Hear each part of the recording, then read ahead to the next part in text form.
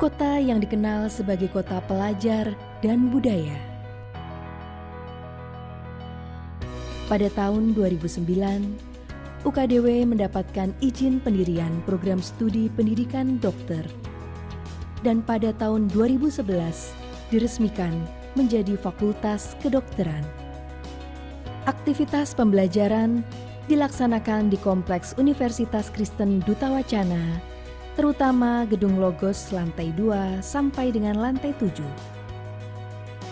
Fakultas Kedokteran Universitas Kristen Duta Wacana memiliki visi menjadi salah satu fakultas kedokteran yang unggul, yang menghasilkan generasi dokter yang berbudi luhur, profesional, mandiri, dan terpercaya dalam bidang pelayanan kesehatan untuk masyarakat yang pluralistik berdasarkan kasih.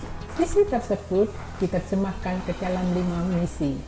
Misi yang pertama adalah menyelenggarakan pendidikan dan pengajaran dalam bidang kedokteran untuk menghasilkan generasi dokter yang profesional, mandiri, dan terpercaya. Misi kedua adalah melaksanakan riset dan menerapkan hasil riset kedokteran agar tercipta dan terbina sivitas akademika kedokteran yang unggul dalam inovasi dan diseminasi ilmu pengetahuan dan teknologi kedokteran. Misi ketiga, melaksanakan kegiatan pengabdian dalam bidang kesehatan untuk masyarakat yang pluralistik berdasarkan kasih. Misi keempat adalah membangun institusi yang unggul dan kompetitif menuju medico-preneurial faculty. Misi kelima, mengembangkan sivitas akademika yang mengacu pada nilai-nilai kedutawacanaan, nilai moral spiritual, dan etika profesional. Untuk mencapai tujuan pembentukan Fakultas Kedokteran sesuai dengan visi dan misi fakultas, kami menyusun kurikulum yang diperbarui setiap 4 tahun dan mendukung implementasinya dengan sumber daya manusia, sumber daya alat, sumber daya informasi, dan ruang pembelajaran yang memadai. Memenuhi kebutuhan administrasi pendidikan seperti registrasi, pengurusan praktikum lapangan, maupun skripsi, pegawai pendukung akademik siap melayani mahasiswa dengan sigap. Fasilitas sumber daya alat dan ruangan tersedia untuk mendukung pembelajaran.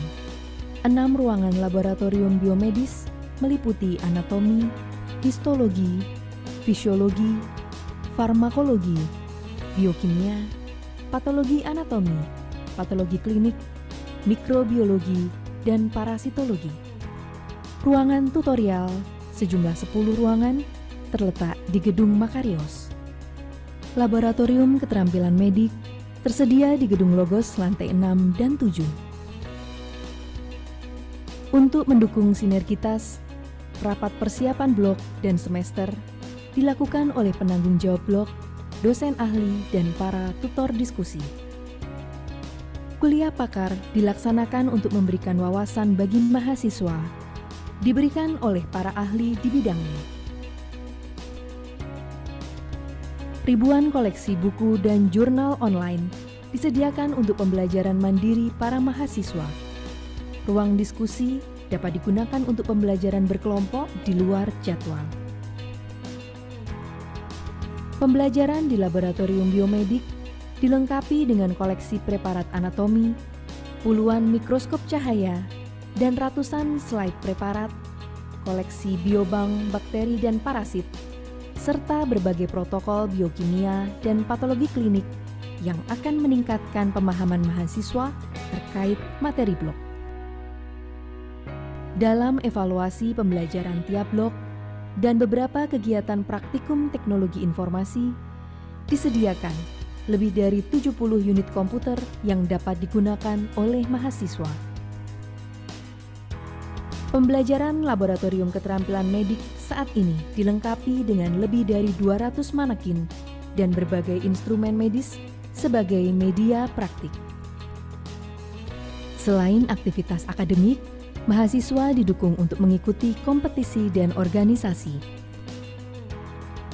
Sampai tahun 2019, Fakultas Kedokteran telah meluluskan lebih dari 200 dokter dalam 13 periode sumpah dokter.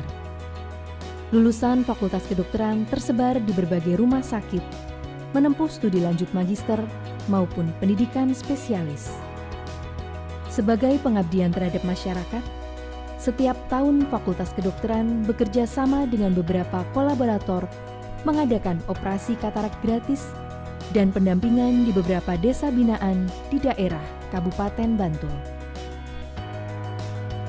Berbagai kegiatan tersebut, baik akademis, laboratoris, praktik, sosial kemasyarakatan, akan membentuk lulusan Fakultas Kedokteran, yaitu menjadi dokter profesional mandiri bagi dunia pluralistik berdasarkan kasih.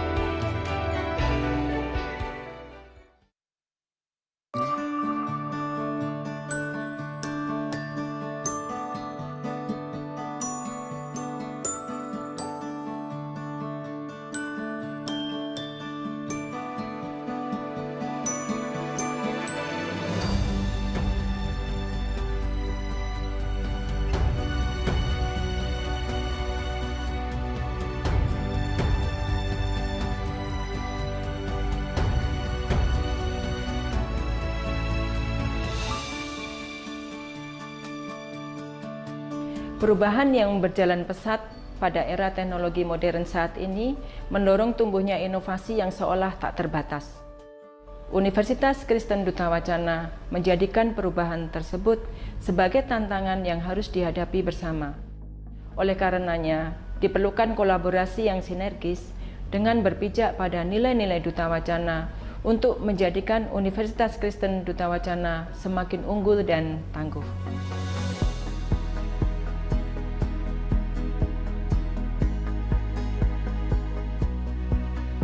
Inklusif berarti aksesibilitas bagi lebih banyak orang. Inklusif berarti penghormatan pada hak asasi manusia. Inklusif berarti perayaan aktualisasi diri bagi setiap individu.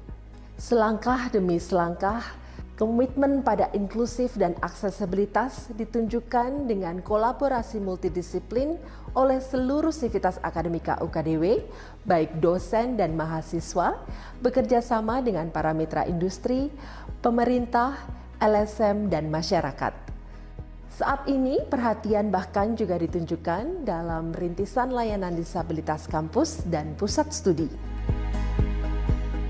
Penyediaan rumah ibadah bagi Islam, Kristen, dan Hindu merupakan komitmen UKDW untuk inklusivitas beribadah. Interaksi sosial antar mahasiswa di dalam kampus merupakan ruang dialog yang memungkinkan inklusivitas beragama terjadi. Saya bersyukur menjadi bagian dari keluarga UKDW. UKDW menjadi tempat bagi saya untuk tidak hanya menjadi pintar, tetapi juga mampu mengolah rasa, menerima keberagaman dan merayakannya bersama-sama.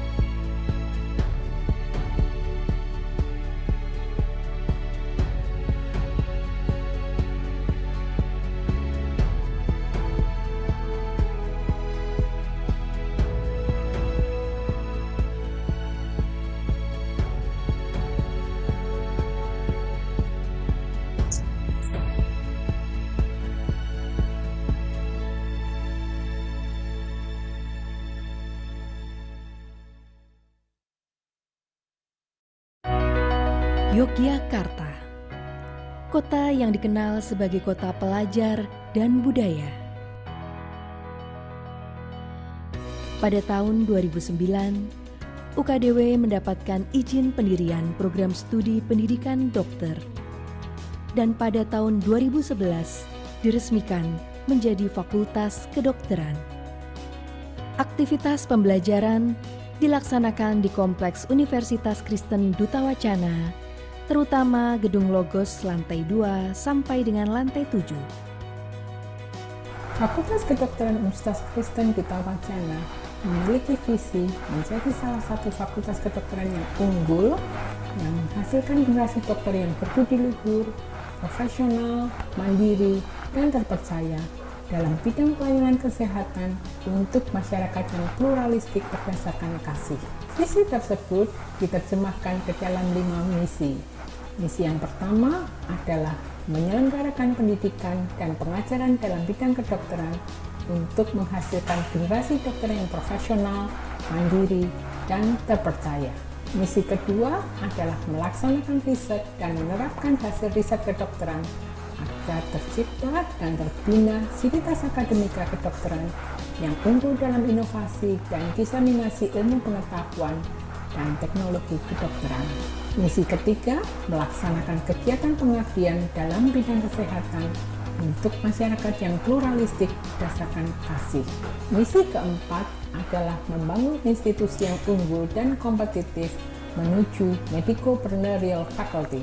Misi kelima, mengembangkan sivitas akademika yang mengacu pada nilai-nilai kedutawacanaan, nilai moral spiritual, dan etika profesional. Untuk mencapai tujuan pembentukan Fakultas Kedokteran sesuai dengan visi dan misi fakultas, kami menyusun kurikulum yang diperbarui setiap 4 tahun dan mendukung implementasinya dengan sumber daya manusia, sumber daya alat, sumber daya informasi, dan ruang pembelajaran yang memadai. Memenuhi kebutuhan administrasi pendidikan seperti registrasi, pengurusan praktikum lapangan, maupun skripsi, pegawai pendukung akademik siap melayani mahasiswa dengan sigap. Fasilitas sumber daya alat dan ruangan tersedia untuk mendukung pembelajaran. 6 ruangan laboratorium biomedis meliputi anatomi, histologi, fisiologi, farmakologi, biokimia, patologi anatomi, patologi klinik, mikrobiologi, dan parasitologi. Ruangan tutorial, sejumlah 10 ruangan, terletak di Gedung Makarios. Laboratorium keterampilan medik tersedia di Gedung Logos lantai 6 dan 7. Untuk mendukung sinergitas, rapat persiapan blok dan semester dilakukan oleh penanggung jawab blok, dosen ahli, dan para tutor diskusi. Kuliah pakar dilaksanakan untuk memberikan wawasan bagi mahasiswa, diberikan oleh para ahli di bidangnya. Ribuan koleksi buku dan jurnal online disediakan untuk pembelajaran mandiri para mahasiswa. Ruang diskusi dapat digunakan untuk pembelajaran berkelompok di luar jadwal. Pembelajaran di laboratorium biomedik dilengkapi dengan koleksi preparat anatomi, puluhan mikroskop cahaya, dan ratusan slide preparat, koleksi biobank bakteri dan parasit, serta berbagai protokol biokimia dan patologi klinik yang akan meningkatkan pemahaman mahasiswa terkait materi blok. Dalam evaluasi pembelajaran tiap blok dan beberapa kegiatan praktikum teknologi informasi, disediakan lebih dari 70 unit komputer yang dapat digunakan oleh mahasiswa. Pembelajaran laboratorium keterampilan medik saat ini dilengkapi dengan lebih dari 200 manekin dan berbagai instrumen medis sebagai media praktik. Selain aktivitas akademik, mahasiswa didukung untuk mengikuti kompetisi dan organisasi. Sampai tahun 2019, Fakultas Kedokteran telah meluluskan lebih dari 200 dokter dalam 13 periode sumpah dokter. Lulusan Fakultas Kedokteran tersebar di berbagai rumah sakit, menempuh studi lanjut magister maupun pendidikan spesialis. Sebagai pengabdian terhadap masyarakat, setiap tahun Fakultas Kedokteran bekerja sama dengan beberapa kolaborator mengadakan operasi katarak gratis dan pendampingan di beberapa desa binaan di daerah Kabupaten Bantul. Berbagai kegiatan tersebut, baik akademis, laboratoris, praktik, sosial kemasyarakatan, akan membentuk lulusan Fakultas Kedokteran, yaitu menjadi dokter profesional mandiri bagi dunia pluralistik berdasarkan kasih.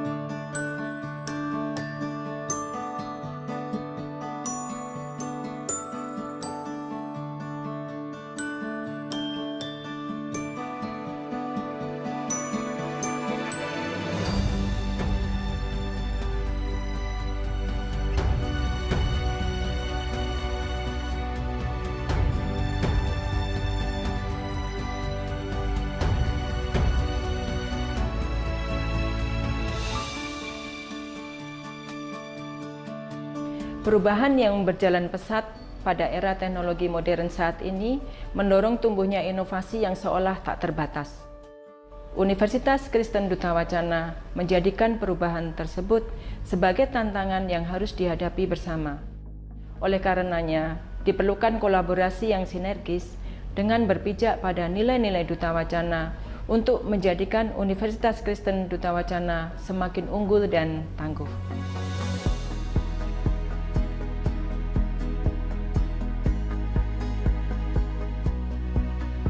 Inklusif berarti aksesibilitas bagi lebih banyak orang.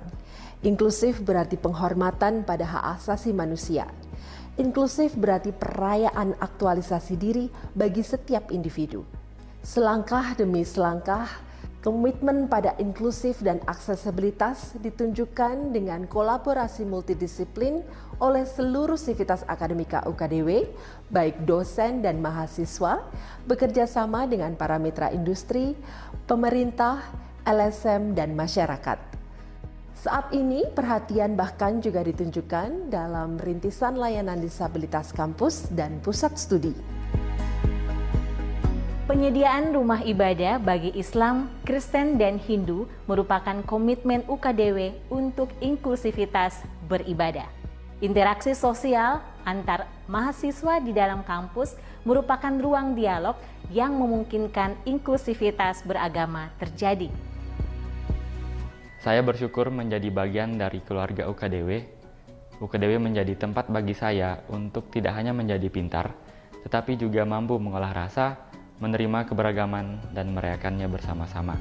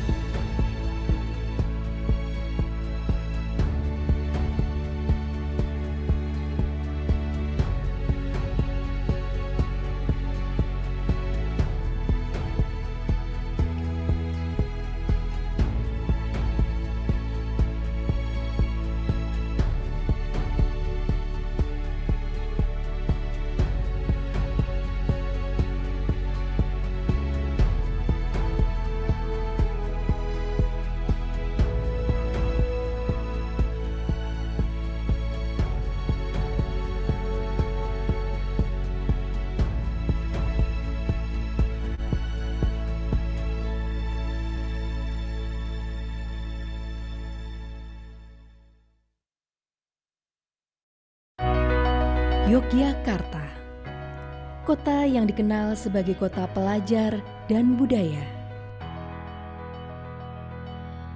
Pada tahun 2009, UKDW mendapatkan izin pendirian program studi pendidikan dokter. Dan pada tahun 2011, diresmikan menjadi Fakultas Kedokteran. Aktivitas pembelajaran dilaksanakan di Kompleks Universitas Kristen Duta Wacana, terutama Gedung Logos lantai 2 sampai dengan lantai 7. Fakultas Kedokteran Universitas Kristen Duta Wacana memiliki visi menjadi salah satu fakultas kedokteran yang unggul, yang menghasilkan generasi dokter yang berbudi luhur, profesional, mandiri, dan terpercaya dalam bidang pelayanan kesehatan untuk masyarakat yang pluralistik berdasarkan kasih. Visi tersebut diterjemahkan ke dalam 5 misi. Misi yang pertama adalah menyelenggarakan pendidikan dan pengajaran dalam bidang kedokteran untuk menghasilkan generasi dokter yang profesional, mandiri, dan terpercaya. Misi kedua adalah melaksanakan riset dan menerapkan hasil riset kedokteran agar tercipta dan terbina sivitas akademika kedokteran yang unggul dalam inovasi dan diseminasi ilmu pengetahuan dan teknologi kedokteran. Misi ketiga, melaksanakan kegiatan pengabdian dalam bidang kesehatan untuk masyarakat yang pluralistik berdasarkan kasih.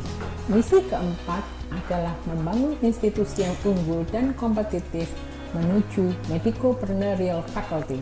Misi kelima, mengembangkan sivitas akademika yang mengacu pada nilai-nilai kedutawacanaan, nilai moral spiritual, dan etika profesional. Untuk mencapai tujuan pembentukan Fakultas Kedokteran sesuai dengan visi dan misi fakultas, kami menyusun kurikulum yang diperbarui setiap 4 tahun dan mendukung implementasinya dengan sumber daya manusia, sumber daya alat, sumber daya informasi, dan ruang pembelajaran yang memadai.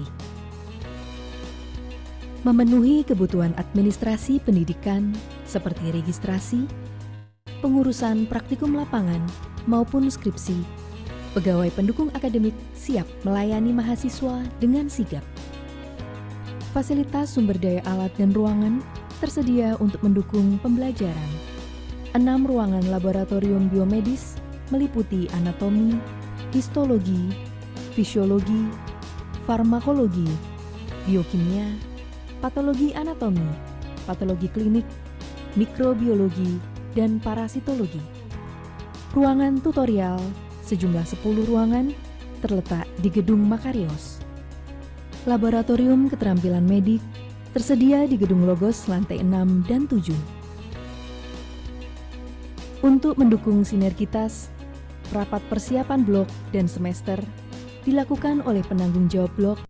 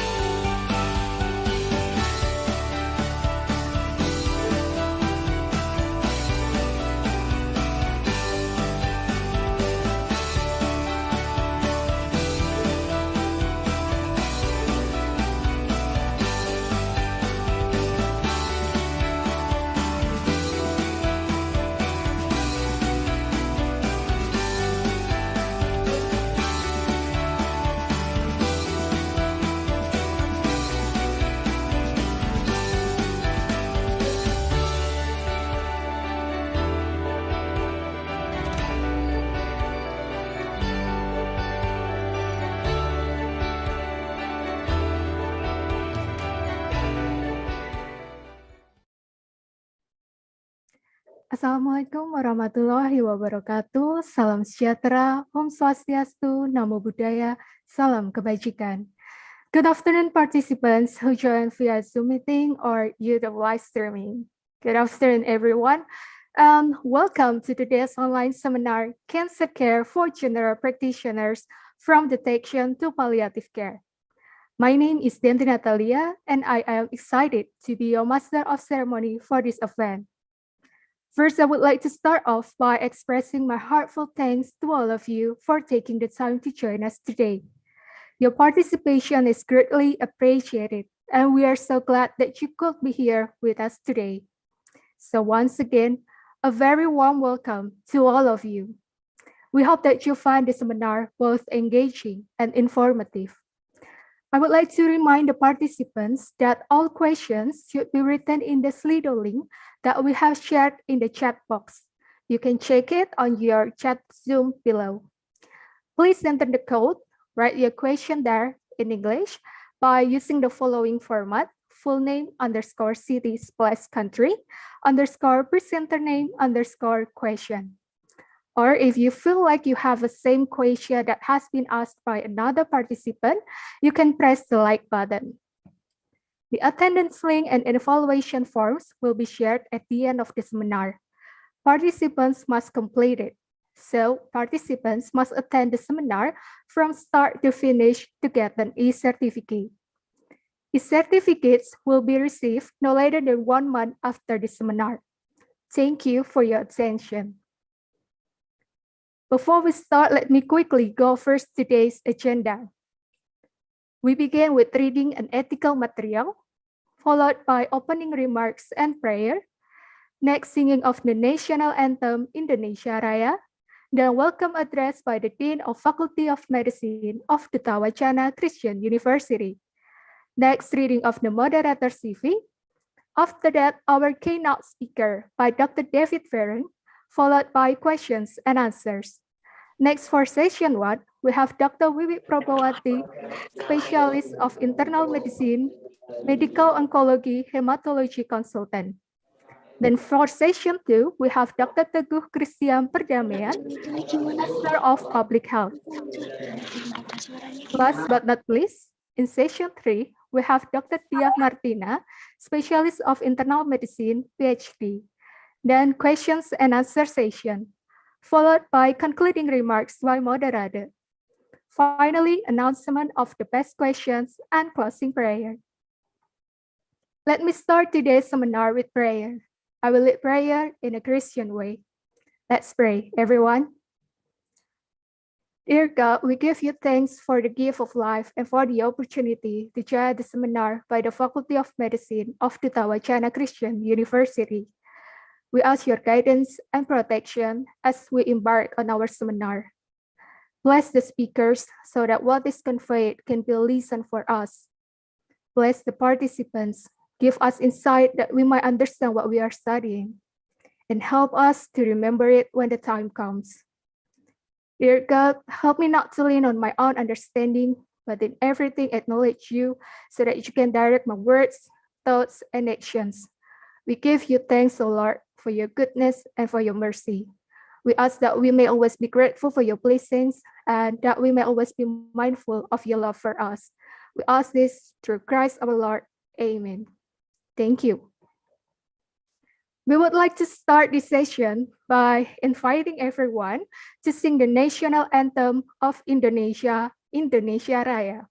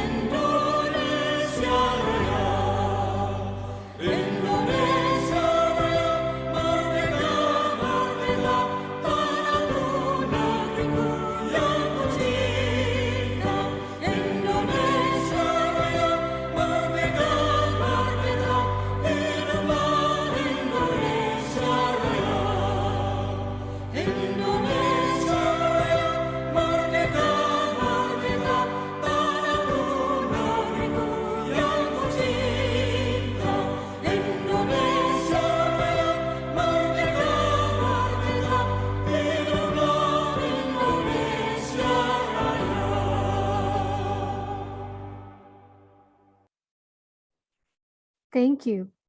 Moving right along, we will hear a welcoming address by the Dean of Faculty of Medicine of the Tawacana Christian University, Dr. T. Mariam Mewati Widagdo, PhD. The Honorable Dr. T. Mariam Mewati Widagdo, PhD, the time is yours. Yeah, thank you, Dr. Dendi. Good afternoon, everyone in Indonesia, and good morning to Dr. Ferren and Dr. Teguh, who are in Edinburgh, and maybe there are other participants from other countries who joined this webinar through Zoom or YouTube streaming. Welcome to our international webinar titled Cancer Care for General Practitioners from Detection to Palliative Care. As we know, the number of cancer cases keeps on increasing globally, including in Indonesia.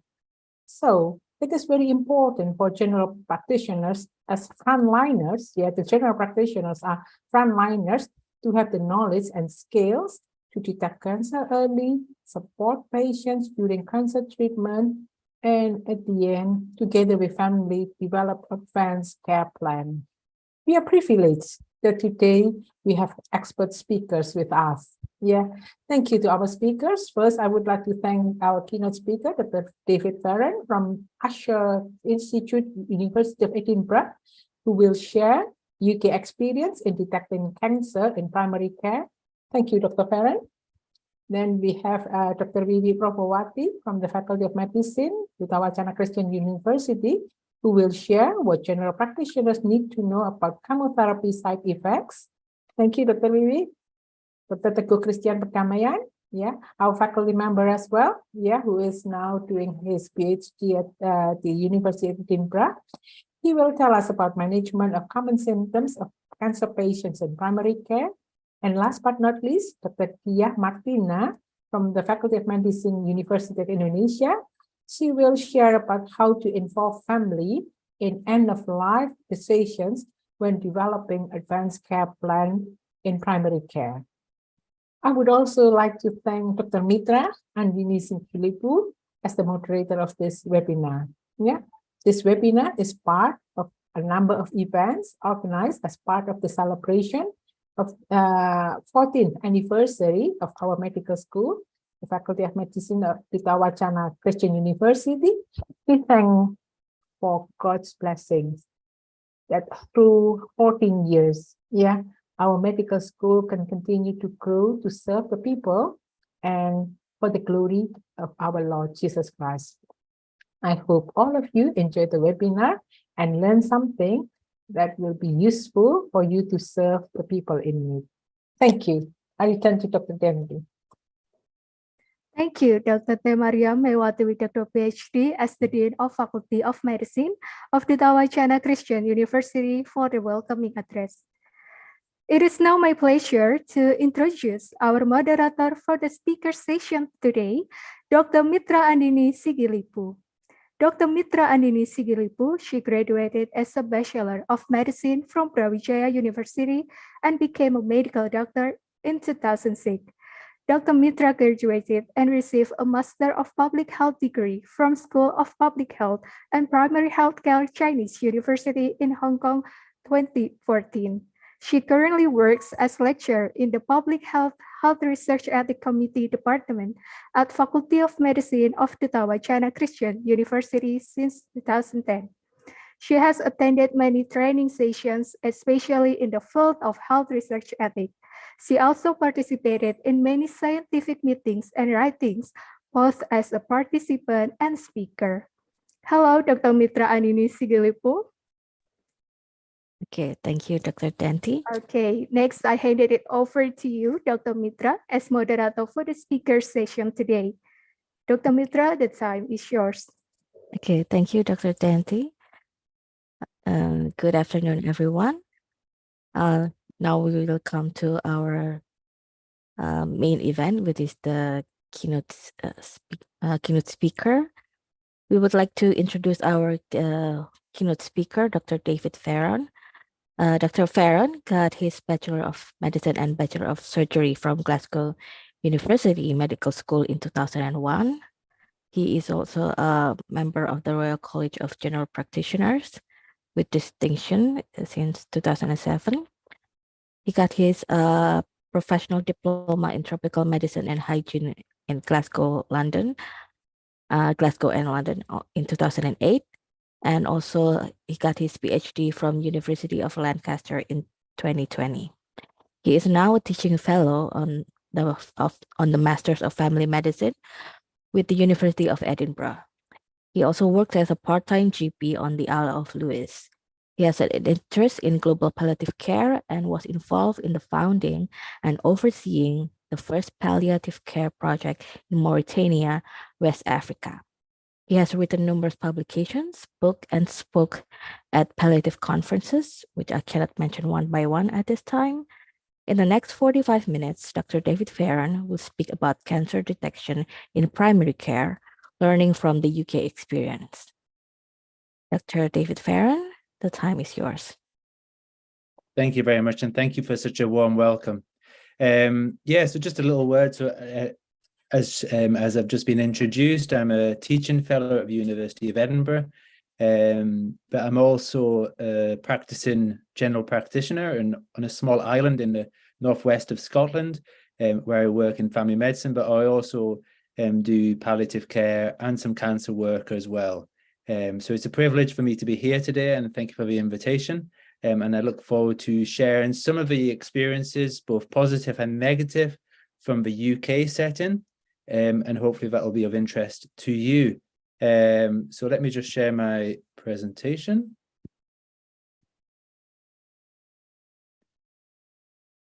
So that should be working now.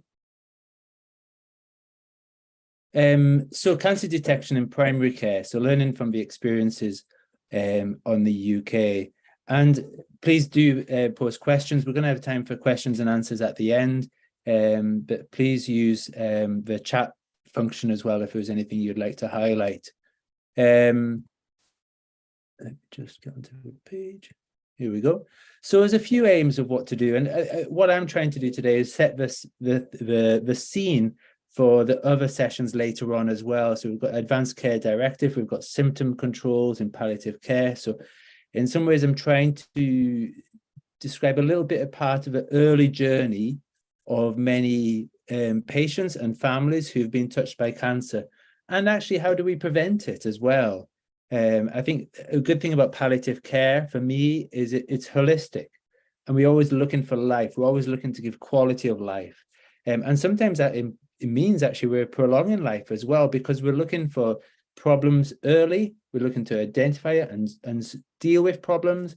And a lot of time in palliative care, we don't affect the mortality, but it is actually been shown actually that good palliative care can actually prolong life as well as just improve the quality.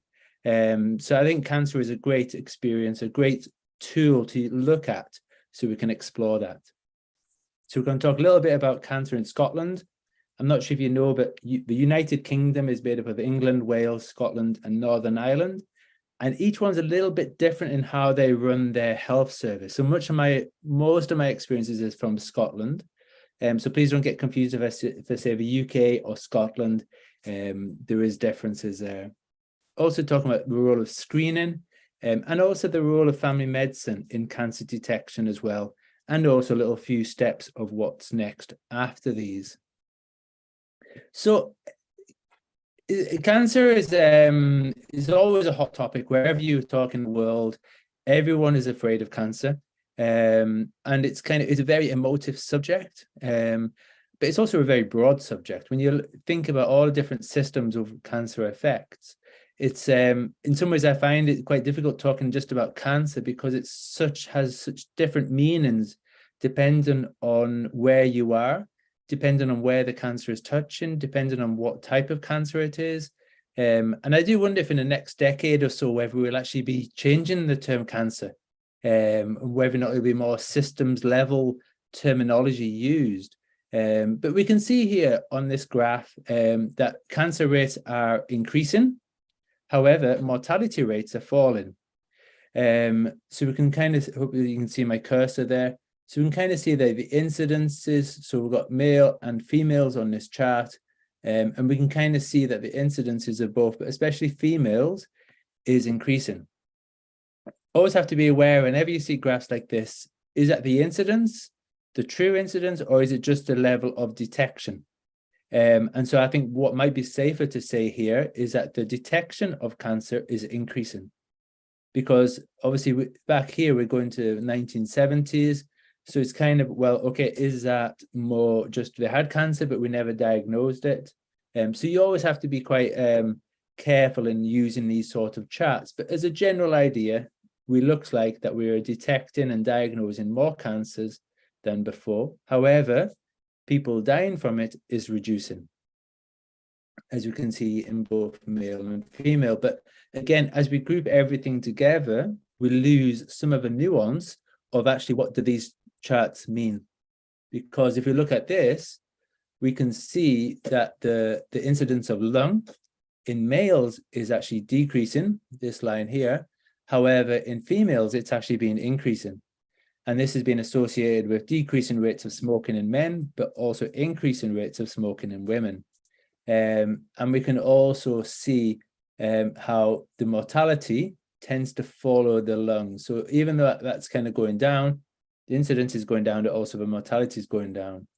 However, if we look at the pancreas, which is whenever you kind of say about difficult cancers, it's often pancreas which kind of comes up, because as we'll talk a bit about later, it's about because it often presents late. And therefore, we've missed our opportunity of curative treatment. And also because a curative treatment is so aggressive that it really needs to be picked up early, but also in people who are fit enough to undergo curative intent therapies. So we can kind of see that pancreas, the incidence has kind of stayed around about the same, but also the mortality. So if you kind of go back, you can see the gap difference between incidence and mortality is massive compared to in the pancreas, the incidence and mortality. So that means most people diagnosed with pancreatic cancer are dying from pancreatic cancer. But there's also levels, so we can see here the gender differences, the cancer type differences, but also levels of deprivation. So levels of social deprivation has a big impact. So we can see here just on general cancer levels. So on the left-hand side, here we've got the least deprived, so they're the richest. And then we've got the most deprived, and those are the families, populations, areas of the country which are most deprived.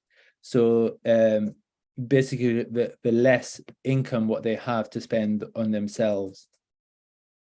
So we've got the incidence, and then we've got mortality. And we can kind of see here, basically, that the least deprived do better. And there's various different reasons. And we've got diet, there's reduced rates of smoking. We've got a whole range of differences of why. Giving you a bit of context on that this generally with the National Health Service, the access should be equitable, because people don't pay for their treatment. They don't pay to go to see a general practitioner. They don't pay for any cancer treatments. So in some ways, this is quite a useful demonstration from a place in Scotland, which should be, the level of care should be equal across. I'm not saying it is equal, but it should be relatively equal. And it's just interesting to show, well, how extreme would these features be if people also had to pay for their healthcare? And I think that's what makes me quite concerned when you look at other countries where, say, for example, people have to pay for their health insurance or have to pay for individual healthcare encounters, that this chart of deprivation must be even more extreme than what we're seeing here. But there are differences. So that's the general all cancers together. But if we look at cancer in the lung, then we can see even a greater difference as well. So both in incidence and also in mortality as well. And again, that's focused on lung cancer. So that's associated with smoking, but also even like asbestos exposure, which has been a problem in the decades gone by, and that we're still dealing with the issues. Obviously, that's associated with certain types of work where they've had exposure to asbestos and mesothelioma. So again, we're talking here about risks of lung cancer, but also about the presentations as well, that people presenting late. Because there's a lot of health literacy tends to be lower in the most deprived areas. So basically people's understanding of their own bodies, people's understanding of what do they do when they have symptoms, also understanding of which symptoms are more concerning as well. So as a general practitioner, we get lots of queries, or I want to see a doctor about this, can I see a doctor about that? But often there's limited connection between the patient's understanding of how important it is compared to what we call red flags for cancer. So somebody could come in and say, oh, I've had this problem, and they will talk maybe for 5 or 10 minutes about the problem. And then afterwards they will like say, oh yeah, and I've noticed some blood in my stools. stools is your feces. And so for me, it was just like, oh, for me, that's like the big issue. But obviously, it's kind of about health literacy of what's most important. And again, it allows the family medicine to have a person-centered approach. And that's what I like about family medicine, because it allows us to treat the person as a whole, but also for us as the professionals in that relationship to identify, okay, which parts of the small details of a history do we need to explore in our consultation and history taken, which actually might not be the presenting complaint of why the patient comes to see us in the first place. So it is a privilege of being a general practitioner. And I hope that you all feel the privilege, what we have, and how it is also responsibilities, what that holds, as we try to do the best for our patients and their families. So screening. Screening, I'm sure you know from the textbooks that there's certain criteria of what makes screening happen. And I have to apologize, I'm not aware of how structured you have screening in Indonesia, and if you have any national population level screening, but I just want to talk a little bit about screening in Scotland. So we've got, so basically it has to be reliable. So whatever test we have, it has to be reliable in picking up cancers or abnormal changes that could lead to cancer. And we look at a little bit about numbers later, but it has to do more good than harm, who are people who are taking part of it.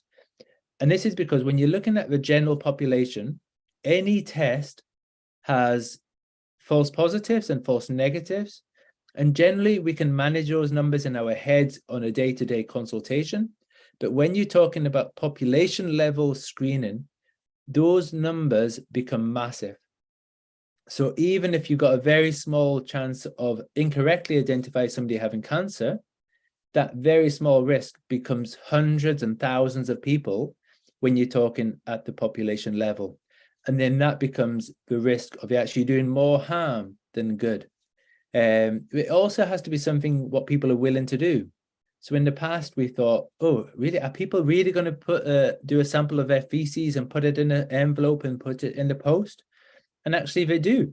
But again, it's kind of what levels of inconvenience are people willing to participate, because you have to catch enough numbers in order to make it worthwhile. And again, looking at the deprivation, the well people get most of their healthcare budget because they ask for it. And so it's kind of how do we make it equitable for the levels of deprivation as well. It also needs to be cost effective as well, obviously. And also importantly, it has to identify a problem for which there is a treatment. So it's limited benefit of screening for a condition, which you then say, oh, you got this condition, sorry. And then so you need a reason of why you're actually screening for it. And it has to be an advantage to the individual, not just for knowledge's sake. So we've got several, actually not that many. When you think about all the screening education, all the screening publicity, there's not that many national population level screening what we have in the United Kingdom. We've got so abdominal aortic aneurysm, we do ultrasound screening, we do bowel cancer screening, breast cancer screening, cervical cancer screening, and then we've also got diabetic retinopathy screening, and we've got pregnancy screening for all pregnant women, and then we've also got newborn screening. So all of these are taken out of the hands of the general practitioner and are dealt with at a national level. So it could be sent out in the post, it could be the local opticians are recruited. And so basically the general practitioner is not really involved in any of these processes, except for cervical cancer screening, which we'll just mention. So it's just kind of give you an idea of where does a cancer fit in. And we can see here, so it's kind of like about a half of all national screening is about cancer. And because all of these are very expensive. It's expensive to do anything on a national level. But also I find it's interesting for myself is, well, what's the difference between screening and surveillance? So for example, normally it's women who are aged 50 to 70 have a mammogram every 3 years. However, my wife or my sister-in-law had breast cancer under the age of 50. So therefore, my wife is invited for a mammogram. Even though she's under 50, she's invited for a mammogram every year to detect changes early because she's viewed at a higher risk because she's got a strong family history. So that's not national screening, that's actually what we call surveillance. And the difference is that surveillance is a smaller scale and more intense because we're looking at targeted groups who are already pre-identified as being at a higher risk. So I think that's just a comparison to understand the difference between people we've already identified at risk and people who are just sitting in front of us, having no risk factors at all.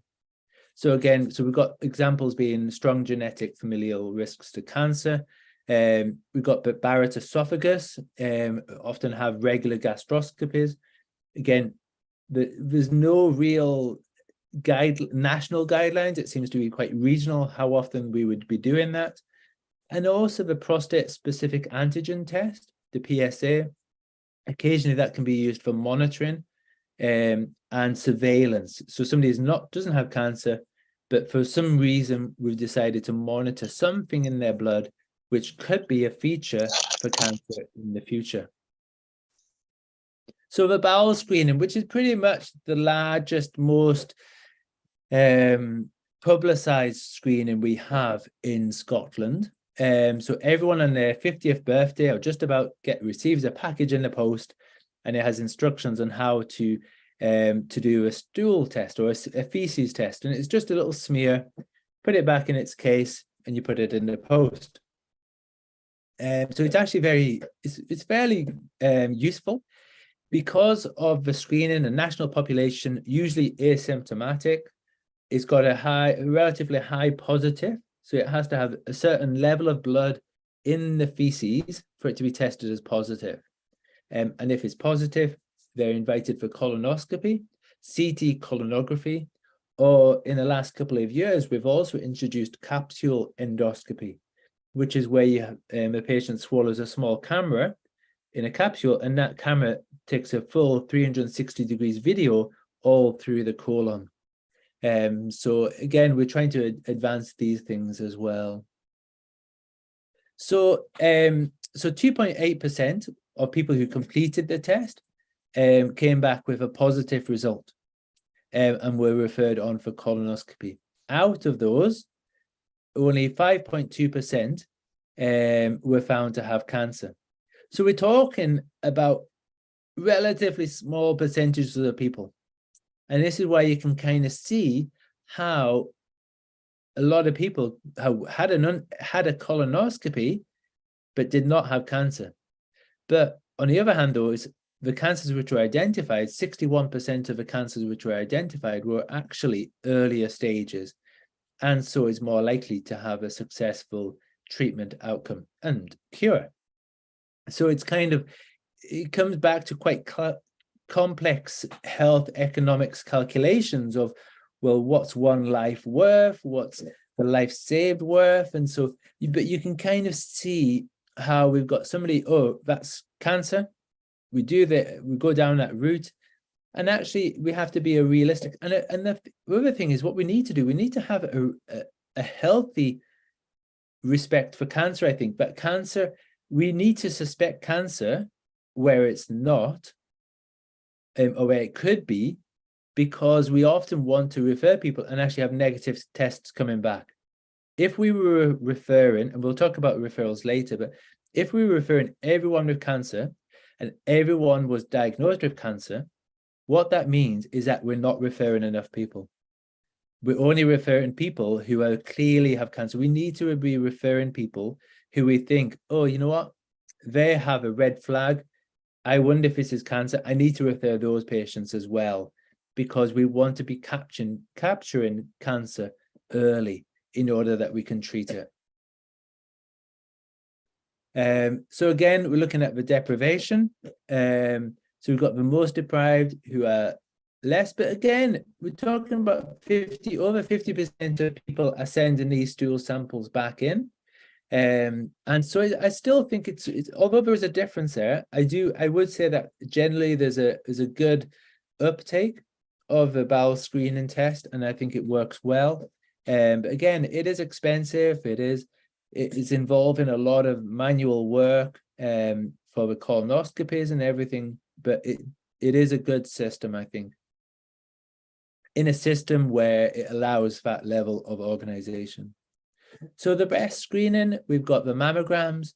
We can be hospital or remote. So we've got a van here, what comes to our island, and it's there for a few weeks as everyone's invited to come for that. So this is every 3 years between the ages of 50 and 70. And then if there's any suspected suspicious signs on the x-ray, the patient is invited for a one-stop breast clinic appointment.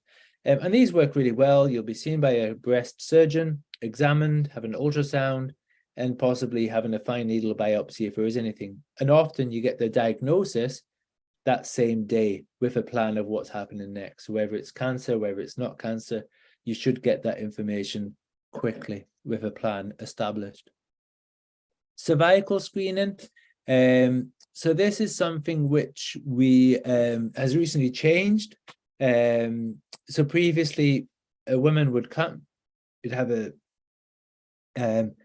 a smear test, which is done with one of these instruments here, which just takes a selection of the cells on the cervix and used to be looked under a microscope for cancerous changes. However, we've now, well, it's been known for quite a while that human papillomavirus is responsible for a massive amount of cervical cancers. And so what we've changed it to is still doing a smear, but rather than initially looking for cancer cells, is that we just test it for HPV. If it is negative, they said, okay, you're not at risk of cancer, come back and we'll do the same in 5 years' time. If it is positive, then it will be sent for cytology, and according to that same route, then it will be dependent on what happens next. But I just think this is an interesting one because obviously the HPV testing is much cheaper than the cytology, and it's easier and quicker, and it's more directed. So in some ways, it's establishing the difference between screening and nearly a little bit of surveillance. It's kind of crossing over because we're doing the screening for the whole population of women in that age range, but then we're identifying who are most at risk, and their follow-up or their screening is a little bit different to everyone else.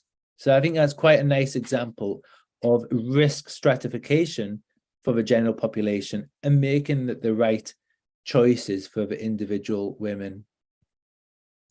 So I'm sure you know about HPV. There's lots of different strands, and about some are associated with cervical cancer. And also in the UK, we've now got vaccinations, which are given at secondary age children, secondary school age, sorry, I think about 12, generally before they're sexually active, so to boys and girls. And so hopefully that's going to have a big impact on cervical cancer in the years to come, which I think it already is. So there's a few ideas of more screening, introducing it at a national level. Again, looking at the cancer, lung cancer and the deprivation differences and how that's kind of still, it's not quite as bad as pancreatic cancer, but it does tend to present late still. And we're actually talking about low dose radiation CT scanning. So this is for targeted to smokers or ex-smokers. So same as like cervical cancer screening is identified at women and a certain age, same as lung cancer, but would just be focused on smokers or ex-smokers. Not yet operationalized, but I think it's going to happen probably in the next year at a national level. And a Cochrane meta-analysis has looked at this, and the results are very positive.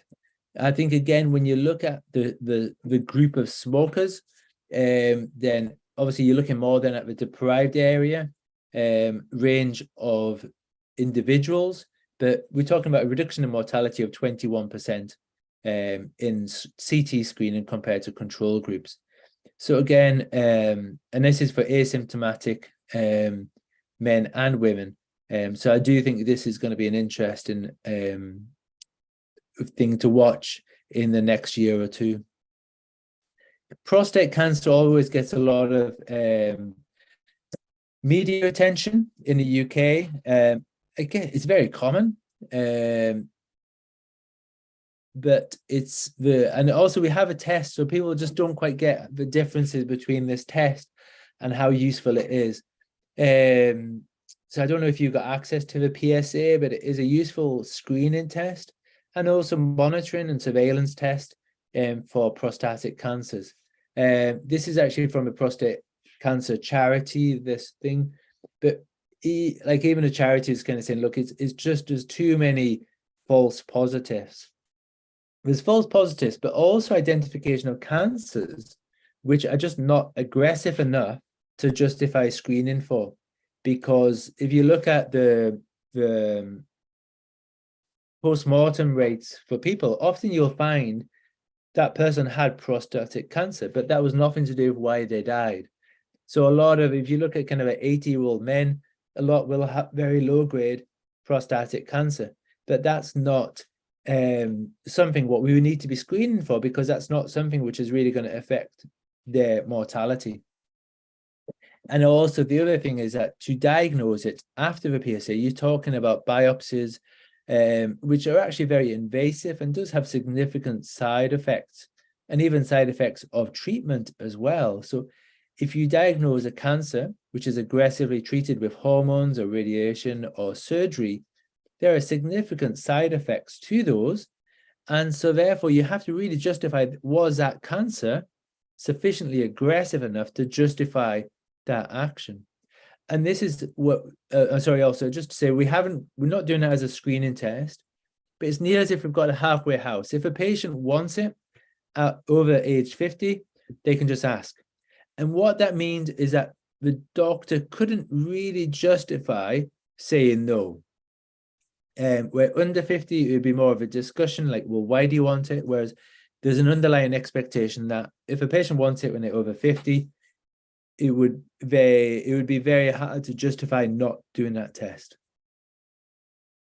So talking about the prostatic cancer, you've got the aggressive, non-aggressive, and over-treating.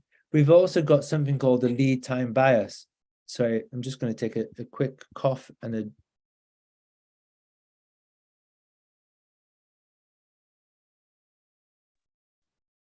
sorry about that. Hopefully my voice will maintain. So we've got the lead time bias. I'm not sure if you're aware of this, but this is when you've got, so it's two people and we've got the same life plan or life trajectory. So we've got cancer onset and then we've got the death. So this cancer has started in an individual cell. There's no symptoms. And the question is where do we detect the cancer? So a screening detected cancer, ideally, what we want to look at is that it's identified early, we treat it, we cure it, and the person lives longer. We've also got the idea of cancer is diagnosed once symptoms develop. And again, we're going to talk about that just in a little while, but so what is the difference between a cancer which is detected early and a cancer which is detected once symptoms developed? So generally, we'd hope that the screening detected would survive longer. And so, but if you look at it, so therefore we've detected it early. So we've got a lead time bias. So we've already got that extra time period where it looks like the person has survived longer with cancer. So if we just looked at the numbers, it would look like, oh, person A has survived 3 years with a cancer compared to 1.5 years with a cancer diagnosed on symptoms.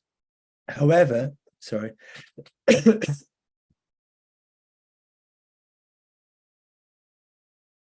However, we have to remember we've led the lead time bias means that we've already extended that time because we've detected it earlier. And the important thing is, well, what happens to the death? And is that being changed? So that's what we talk about the lead time bias.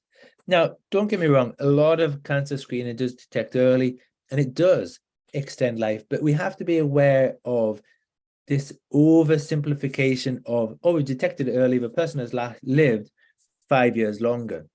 We have to be careful that we're not naive about screening. in this way. And also we have to think about, well, we've got this advantage of this time. What are we going to do in that time? And we've got this therapeutic window of opportunity. And that's where we need to get things rolling. We need to get things started in order to make a difference to that person's mortality, but also their quality of life and their symptoms as well.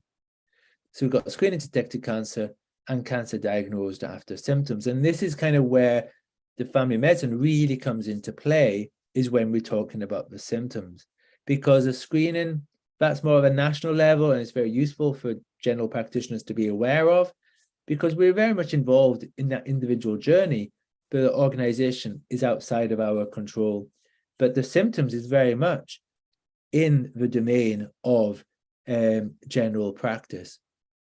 So we've got the identification of the early cancerous changes in asymptomatic patients. So that's what we want everyone to do, because that will prevent things early. And therefore, we won't be getting patients with symptoms coming to us.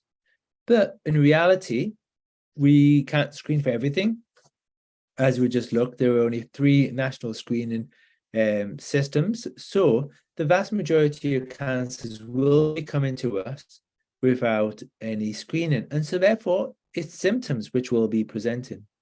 But we've also got the symptoms which are presentations of late stage cancer. And that's what we want to avoid. And actually, what we class that is a significant event analysis.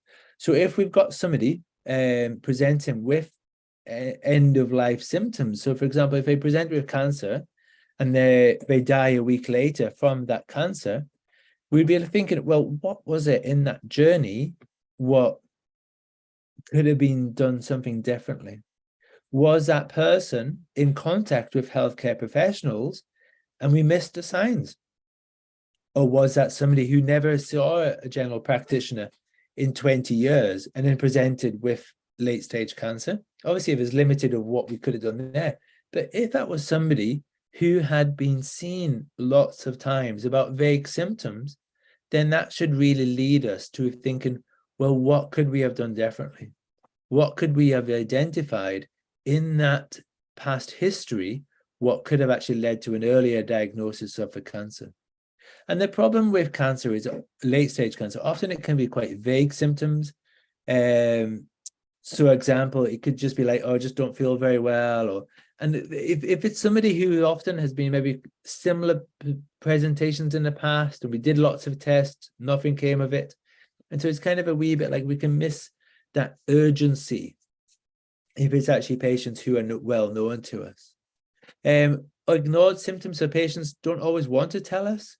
So they ignore their symptoms. They've been coughing up blood, but they don't want to worry their spouse. And so they kind of ignore it for a bit too long. We've also got lifestyle issues as well, of just lack of engagement with health services.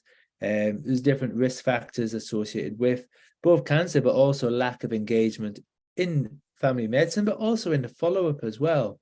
So we can see people who are like, oh, I think they might have cancer. We refer them, but they never attend.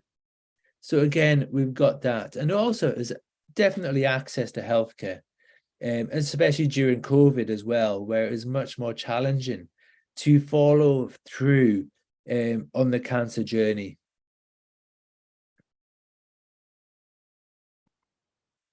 So examples of late stage cancer presentations, which I think we should be trying to avoid. Patients collapsing and dying at home, being admitted with bowel obstruction. Again, you think, was there symptoms earlier, what we could have identified?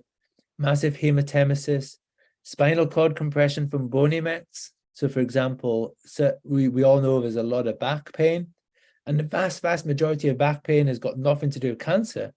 But how do we detect the back pain, which is due to cancer, which is due to bony metastases from prostatic cancer?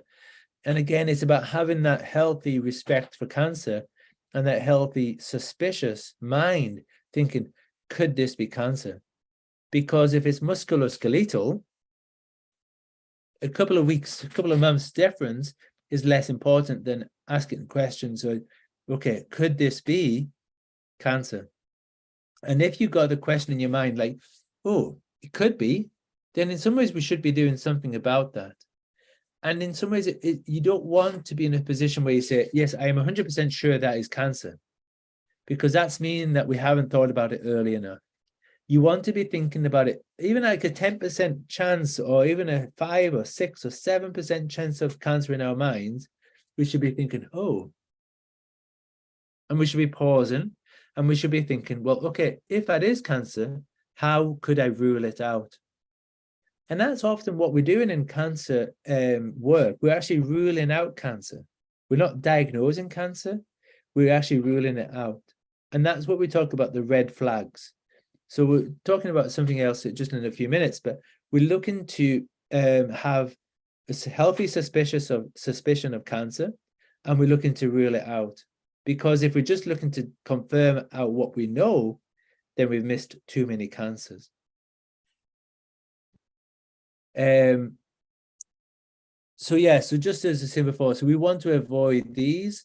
We have a healthy respect of these, the screening diagnosed, and this is where we're fitting in. This is our role here of helping patients present. And what I mean there is that we want to welcome people to express themselves. When I used to work in Africa, I'd often sit in consultations, and a consultation would maybe last a minute. And it was really limited to a patient saying one sentence, and then the doctor making a diagnosis, treating it, and that's the end of a consultation. But in order to allow a patient to express themselves, we really need a culture where patients can do that. And it's not just limited to that one point of what they want to do or what they want to get out of that consultation. They also have to have freedom and a sense of security to say, you know what, I've actually got quite an embarrassing problem. I'd like to talk about that as well. And allowing patients to express these concerns, because the earlier we can identify symptoms and encourage patients to present with us and tell us, actually the easier it is our jobs are, because dealing with these is difficult. When we kind of come in and you think, oh, if only I'd seen you 6 months before, this would be, and even not, maybe even not for curative, but also for palliative care. It's much easier having that opportunity at the beginning when somebody's well to say, look, okay, well, what's important for you? Because what I can see here is I don't think we're going to be able to cure this cancer. I think this cancer is here to stay. So let's have this opportunity where you've got reasonably good quality of life to talk about what's important for you. But again, it's all this middle space here, which is really vital for us to do a good job. And also, to personally speaking, it's just much easier for me to do my job. And actually, I enjoy my job more when I've got this time in the middle to talk with people about their cancer. When they're well, they know what's going on, but then it's maybe not as quite prepared for the future. And that's our role. That's what we can do. And we've also got time, because you can kind of say, okay, well, we'll talk about this next week. Rather than like, you know what, I think things are going to really change very quickly, and I feel I need time. I need to tell you today what's going to happen. Or if you want to know, that sort of communication is challenging when there's time pressures. So this is a very precious time between symptoms develop and between the late stage and between death. This is a really vital time for us to make the most of in family medicine. And also, don't get me wrong, we want to extend life as well. I think there's absolutely no harm in being honest about that. Palliative care views death as normal, but we also want people to live life and live a high quality of life as well. So symptom recognition and risk of cancer. So this is a vast place to talk about, and I'm not going to cover every different speciality, because coming back to what I said before about the idea of cancer as being one massive term, again, I think symptom recognition and risk of cancer is, the danger is that we try to put it into one big box, and it's not. It's got a lot of different areas of what it actually means, and a lot of cancers have got very specific aspects because it's affecting a different system. So we can kind of see, so on the average UK general practice, it has around about 6,000 patients on our list. My practice, we've got 8,000. And so we can kind of see, so the most likely we're going to see lung, breast, colorectal, prostate, and skin cancer. So they're the top 5 cancers what I will be seeing over the next few years.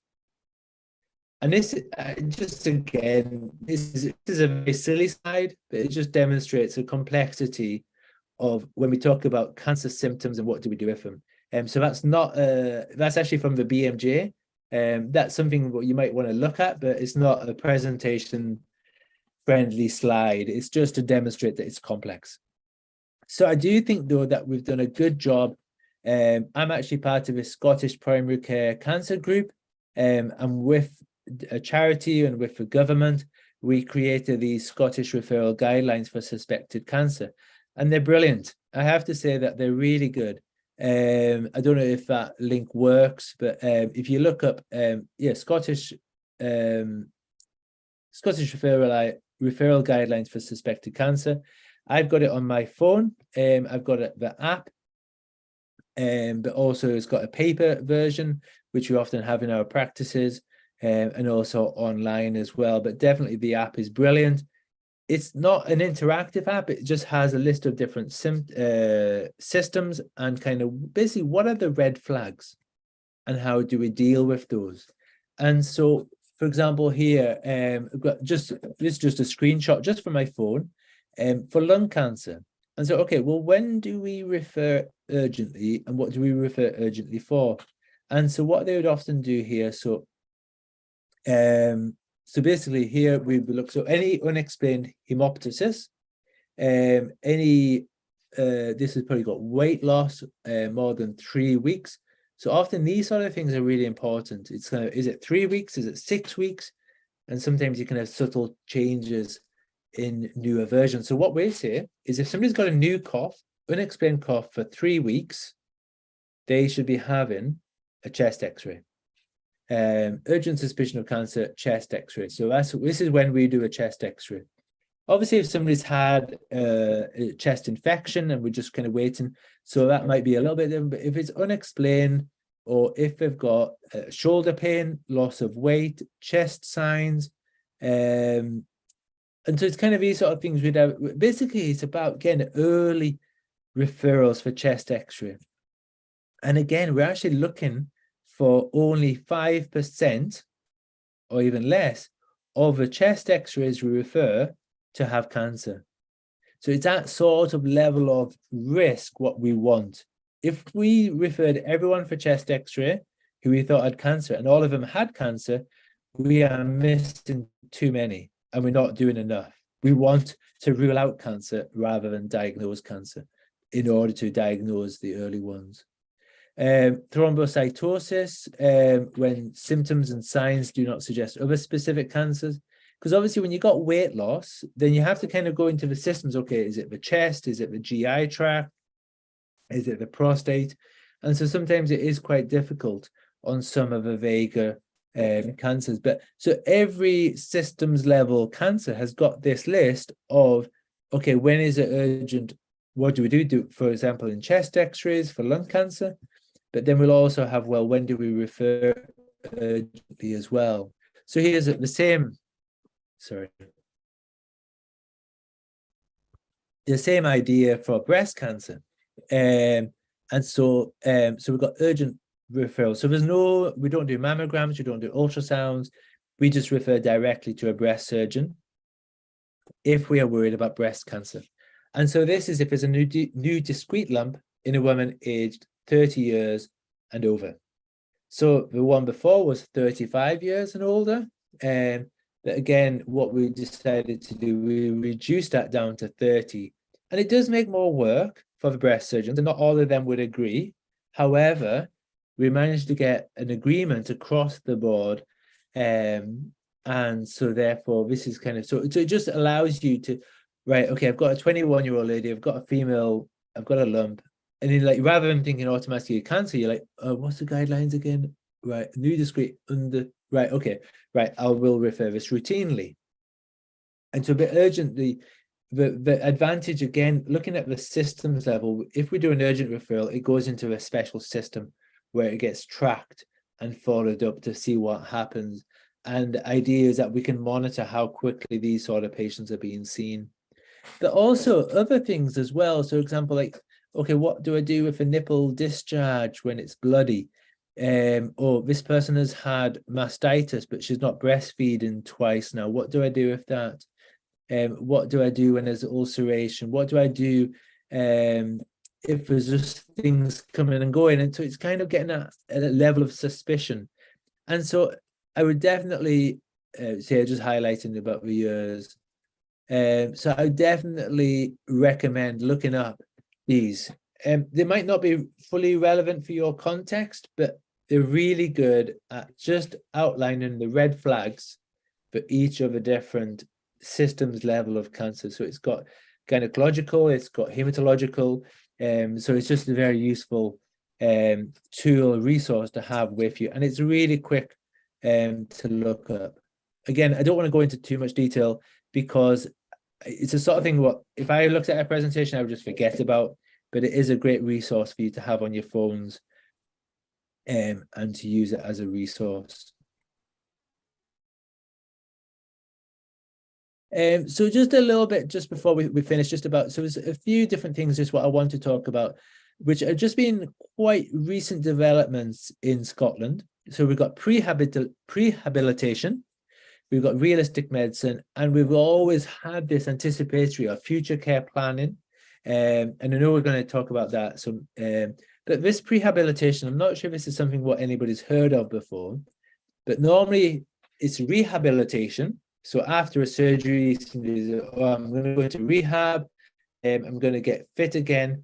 But prehabilitation is talking about even at the point of diagnosis or even at the point of referral, we're saying to patients, look, the fitter you can be now, even in the next 3 to 4 weeks, you can do better after your cancer treatment. And so we're talking about, like, what's a diet, like stopping smoking. We're talking about increasing their exercise, increasing their strength, but it has to be very individually tailored. But it has been shown to improve recovery time, even kind of looking at about improving quality of life and reducing the risk of cancer recurrence as well. So again, there's still more evidence needing to come in, because obviously it's kind of who is fit enough for this prehabilitation. But again, it's a really interesting concept, and it's also empowering for the patients as well, because we're saying, look, this is what's happening to you, but this is what you can do for yourself. So I think this is definitely something to keep an eye out if you're interested in cancer detection, cancer treatment. Prehabilitation is a really interesting, and that's kind of where we're at the moment, at the spearhead of a debate on this. Sorry, and then we've got so we've got realistic medicine.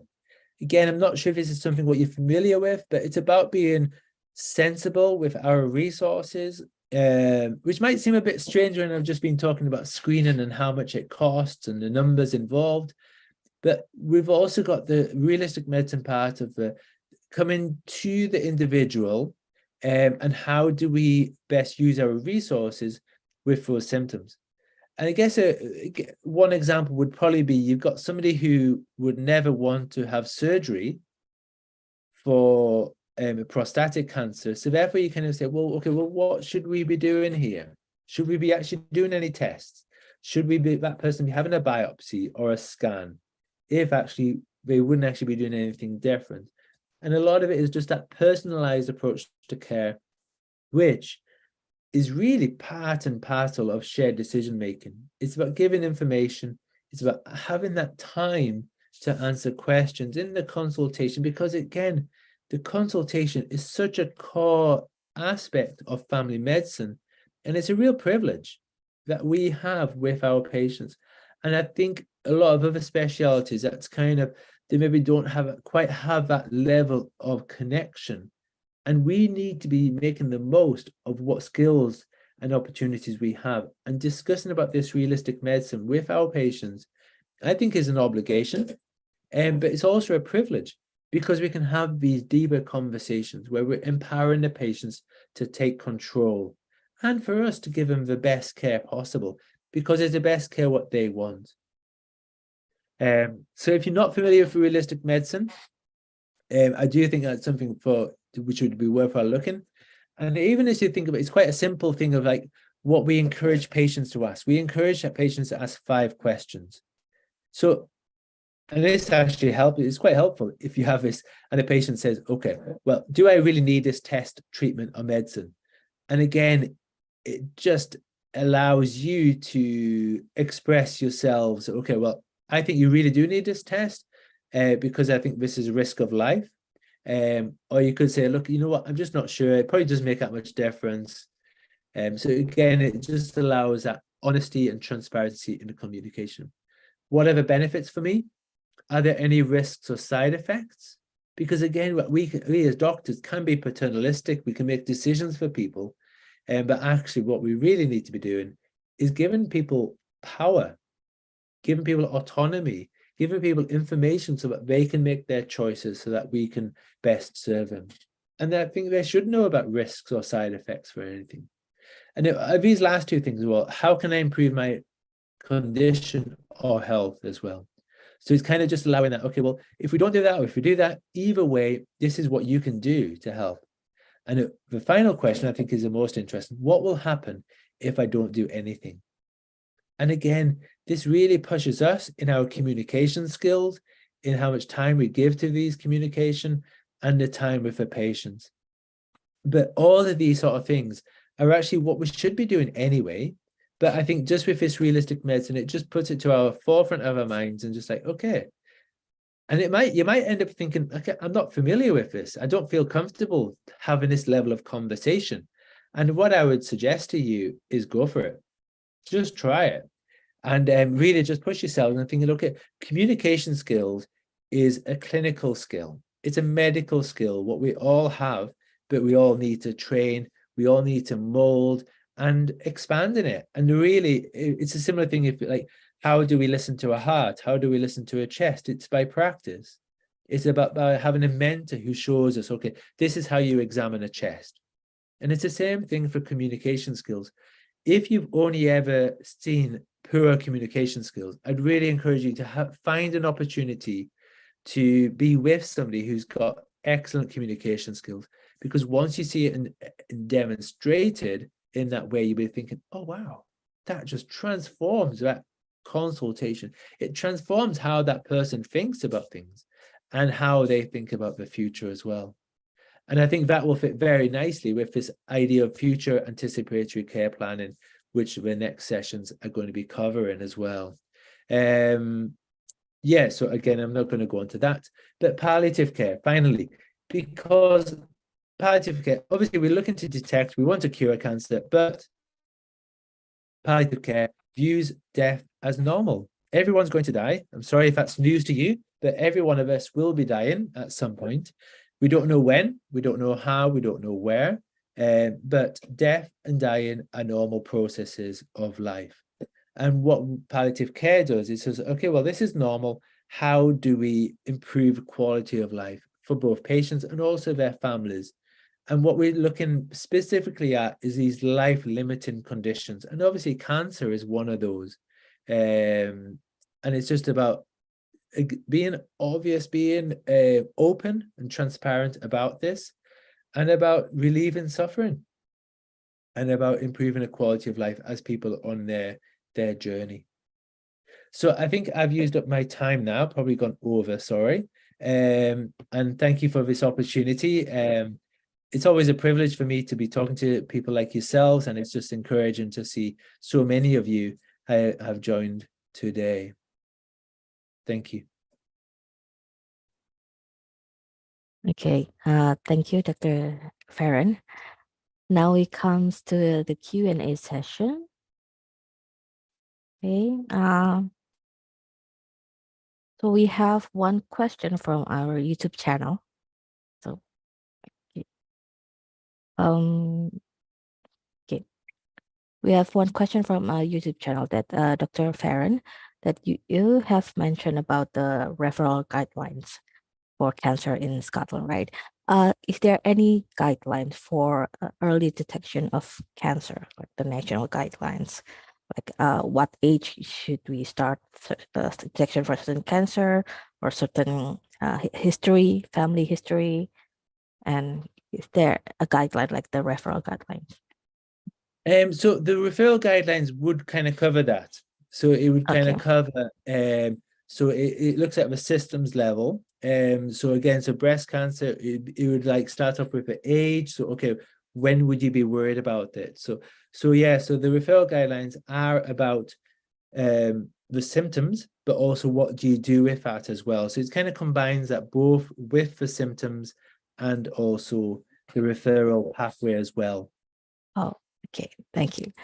Because like yeah, maybe in Indonesian, like we see referral, it just like means like after the people got sick and then got referred to Right. Okay. Yes. some, So yeah. no. So yeah, it's an interesting cultural difference. So that we use that word referral as in for us to identify who and where. So it's kind of one document in one. Okay. Thank you. And let's see if we have any question. Okay. We have several questions in our slide link. First is from Agustri from Indonesia. Like for Dr. David Farron, like, do you know a tool that can be used for family education for an end of life management? Yeah, so there's actually quite a few resources available on end of life care associated with cancer and also other symptoms, other causes of end of life, life limiting conditions. So we've got quite a few. So in some ways I'm a little bit hesitant because obviously with the actual treatment guidelines, it's quite contextualized to where we are. So we've got Scottish palliative care guidelines, but they will be recommending medications, which I'm not sure how available they will be. So we've got I can't remember the exact website, but it's Scottish Palliative Care Guidelines. And it's really good because it's got symptoms and then it's got treatment plans, but also we've got other alternatives. I know that there's a book on palliative care in low income settings or middle income settings as well, which is a little bit more so it's less contextualized to Scotland. So we might be talking about ketamine, we might be talking about hydromorphone, which you might not have available where you are. But no, there's quite a lot of, if you just look at palliative care guidelines, then you will find quite a, and again, I'm sure there's somebody on the panel who will be able to give more specific examples of Indonesia-friendly guidelines. Okay, thank you. Okay, thank you for the answer. And also we got a new question from Ray from Bojonegoro, Indonesia. The question is, how can future or anticipatory care planning system effectively account for individual uncertainty and variability? So, yeah. Okay, that's an interesting question. And I think that's part of its definition, that it's individualized.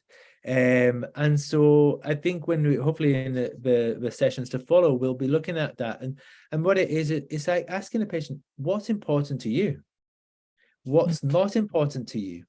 And so I think in its nature, it has to be individualized. It can't be, okay, this is the top heavy, this is what's going to happen to you. The individualized plan is, and I just love it.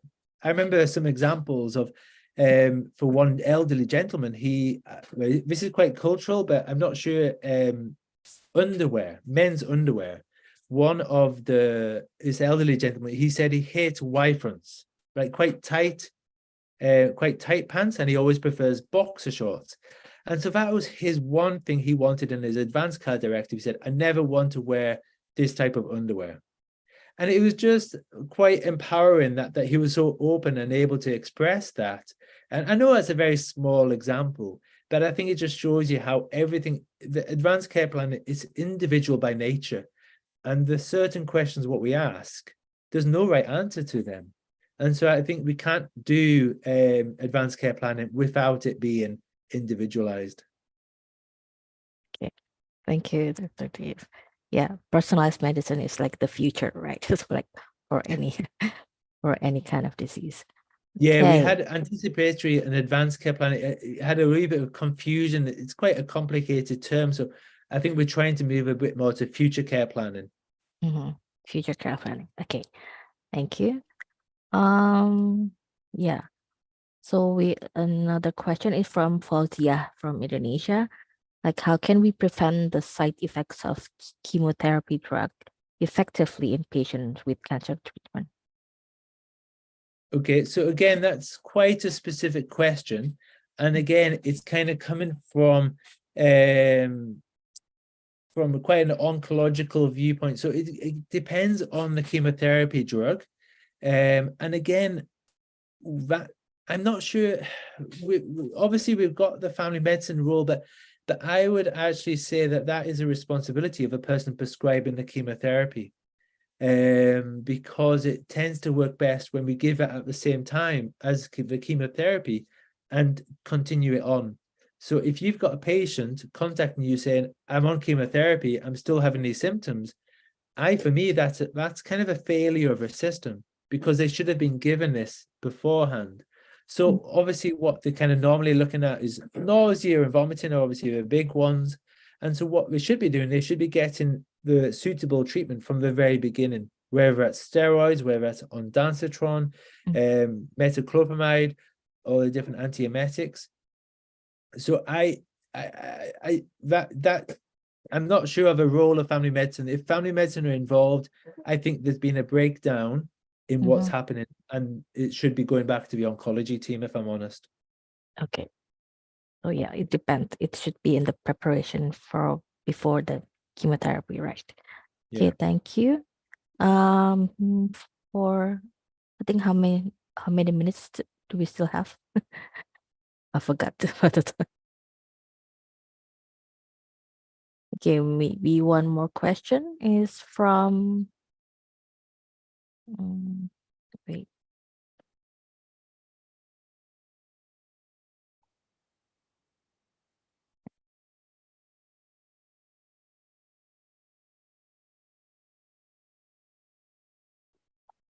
Well, we have so many questions. Okay. That's always encouraging. Yeah.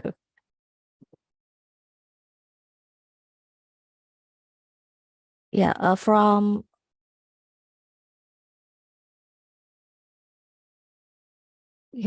Dr. From Maria Mewaiti, Doctor. And do you know like how and where to start detection of cancer in primary care for us who work in developing country? I think that is such a good question.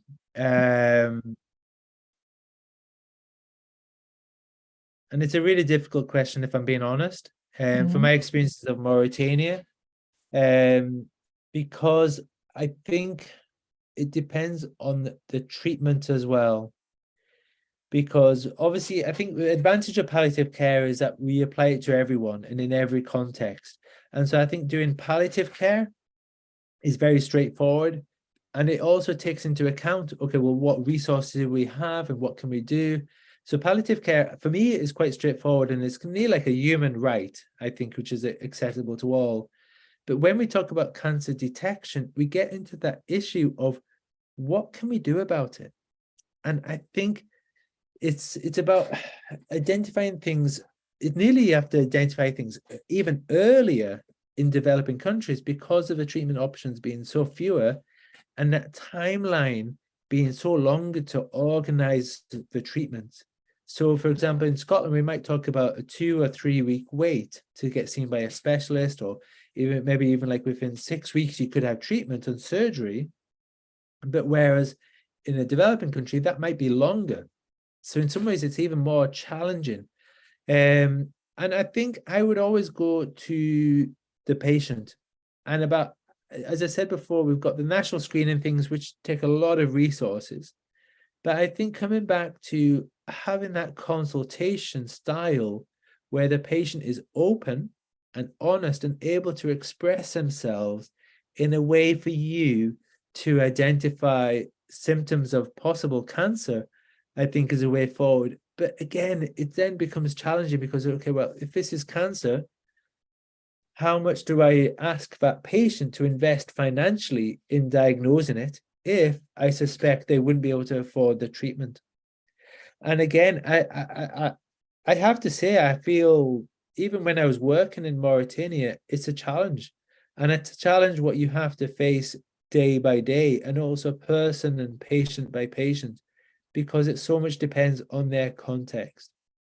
But definitely identifying cancer is helpful. I think lung cancer, for example, having a chest x-ray allows you to identify, and at least it kind of allows that patient to understand what's going on and allows them to plan for the future. Even if you're not going to be able to offer curative therapy, it allows you to an understanding, and also the family to have an understanding as well. So it's not just about cure, it's about knowledge and planning for the future as well. But the short answer is, I think it's difficult. I would say though, kind of like even asking you, even if it's not a national screening, say like about women going for mammograms, a lot of that sort of kind of happen ad hoc. And so if you've got a woman, you can kind of say, look, have you been for a mammogram screening? Have you been for a mammogram? Because it is the sort of thing which can often be removed by surgery, and if it's picked up early. So lung cancer, I think, would probably be more for knowledge, whereas breast cancer could be something with quite an easy curative intent, or testicular cancer, things like that, which can actually be removed, maybe 1 or 2 courses of chemotherapy. So it's kind of identifying which you think are curable easily and relatively cheaply, and also which can maybe be screened for, but maybe more on an ad hoc basis. Okay, thank you, Dr. Farron. So it depends. We have to build a good relationship with our patients, right? So for our patients to feel at ease, telling us the truth about their conditions. And yeah, maybe a national guideline, if the national guideline will help a lot. Yeah. Okay. So yeah, unfortunately, this is the last question that we have, because our 15 minutes is up now. Well, we're sorry about I've seen several of the questions, and it's they have similar. So I hope they were answered enough. Of course, if we have more time, we would like to speak with you again. Maybe next year we can invite you again to speak with us. Okay. Thank you, Dr. Farron. Okay, thank you very much. I'm sorry I'm not able to stay for the rest of your meeting. It's been a wonderful experience meeting you all. Okay. Thank you.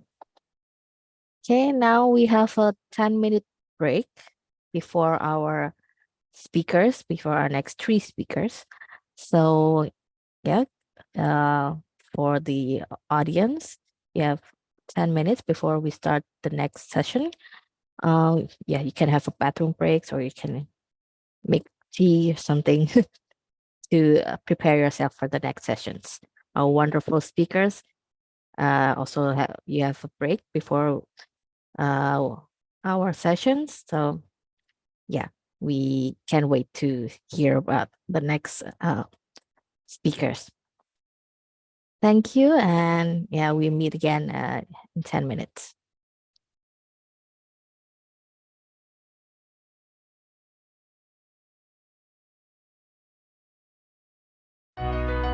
Yogyakarta, kota yang dikenal sebagai kota pelajar dan budaya.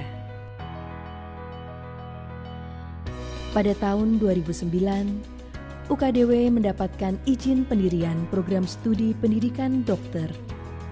Dan pada tahun 2011, diresmikan menjadi Fakultas Kedokteran.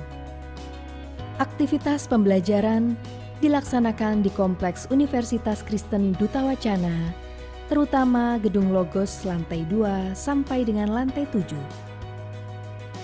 Fakultas Kedokteran Universitas Kristen Duta Wacana memiliki visi menjadi salah satu fakultas kedokteran yang unggul, yang menghasilkan generasi dokter yang berbudi luhur, profesional, mandiri, dan terpercaya dalam bidang pelayanan kesehatan untuk masyarakat yang pluralistik berdasarkan kasih. Visi tersebut diterjemahkan ke dalam 5 misi. Misi yang pertama adalah menyelenggarakan pendidikan dan pengajaran dalam bidang kedokteran untuk menghasilkan generasi dokter yang profesional, mandiri, dan terpercaya.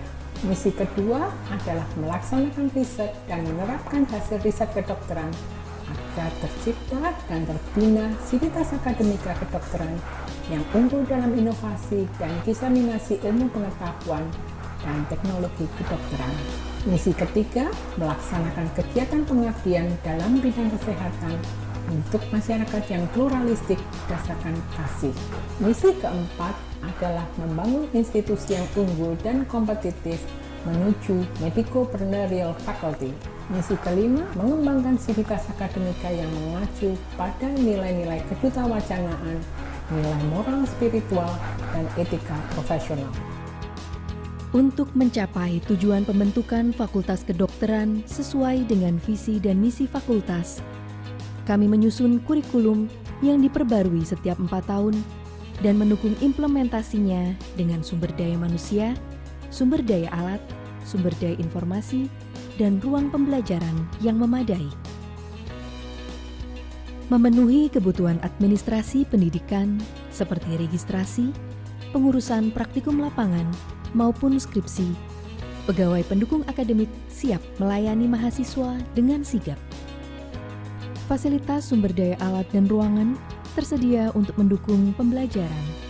6 ruangan laboratorium biomedis meliputi anatomi, histologi, fisiologi, farmakologi, biokimia, patologi anatomi, patologi klinik, mikrobiologi, dan parasitologi.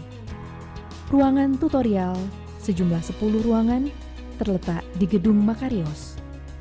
Laboratorium keterampilan medik tersedia di Gedung Logos lantai 6 dan 7. Untuk mendukung sinergitas, rapat persiapan blok dan semester dilakukan oleh penanggung jawab blok, dosen ahli, dan para tutor diskusi. Kuliah pakar dilaksanakan untuk memberikan wawasan bagi mahasiswa, diberikan oleh para ahli di bidangnya. Ribuan koleksi buku dan jurnal online disediakan untuk pembelajaran mandiri para mahasiswa. Ruang diskusi dapat digunakan untuk pembelajaran berkelompok di luar jadwal. Pembelajaran di laboratorium biomedik dilengkapi dengan koleksi preparat anatomi, puluhan mikroskop cahaya, dan ratusan slide preparat, koleksi biobank bakteri dan parasit, serta berbagai protokol biokimia dan patologi klinik yang akan meningkatkan pemahaman mahasiswa terkait materi blok. Dalam evaluasi pembelajaran tiap blok dan beberapa kegiatan praktikum teknologi informasi, disediakan lebih dari 70 unit komputer yang dapat digunakan oleh mahasiswa. Pembelajaran laboratorium keterampilan medik saat ini dilengkapi dengan lebih dari 200 manekin dan berbagai instrumen medis sebagai media praktik. Selain aktivitas akademik, mahasiswa didukung untuk mengikuti kompetisi dan organisasi. Sampai tahun 2019, Fakultas Kedokteran telah meluluskan lebih dari 200 dokter dalam 13 periode sumpah dokter. Lulusan Fakultas Kedokteran tersebar di berbagai rumah sakit, menempuh studi lanjut magister maupun pendidikan spesialis. Sebagai pengabdian terhadap masyarakat, setiap tahun Fakultas Kedokteran bekerja sama dengan beberapa kolaborator mengadakan operasi katarak gratis dan pendampingan di beberapa desa binaan di daerah Kabupaten Bantul. Berbagai kegiatan tersebut, baik akademis, laboratoris, praktik, sosial kemasyarakatan, akan membentuk lulusan Fakultas Kedokteran, yaitu menjadi dokter profesional mandiri bagi dunia pluralistik berdasarkan kasih.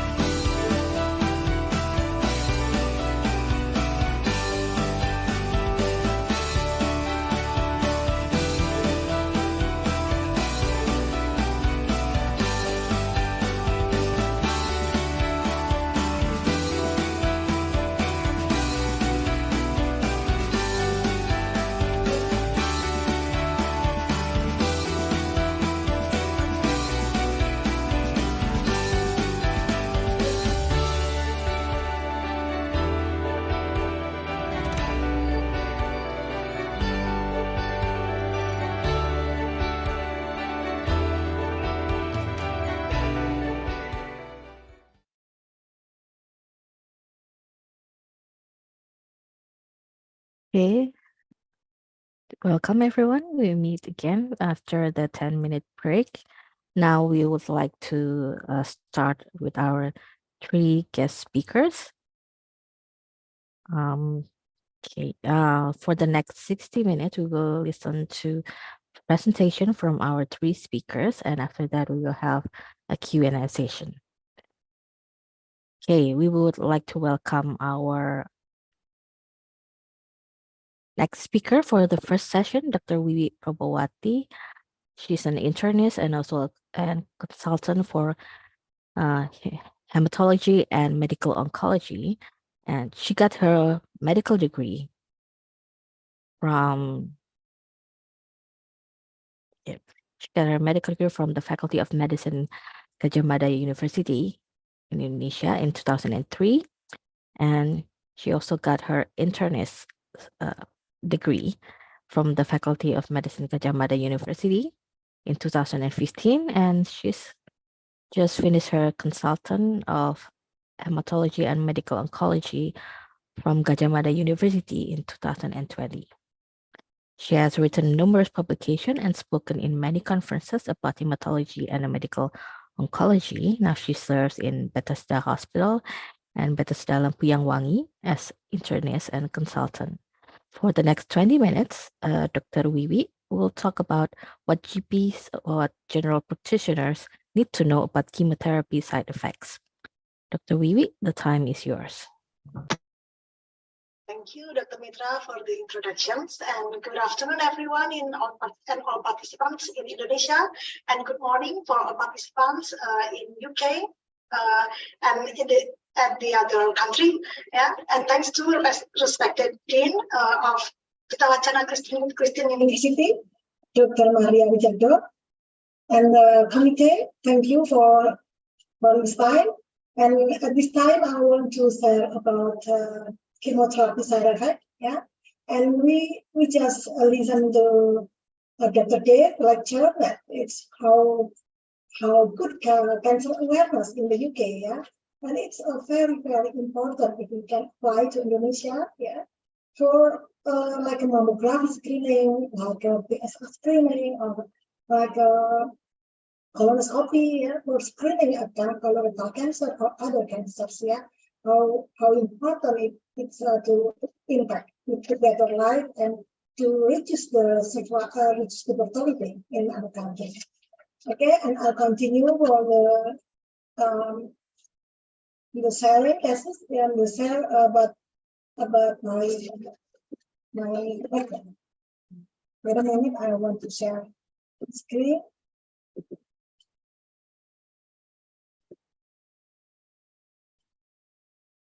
Okay.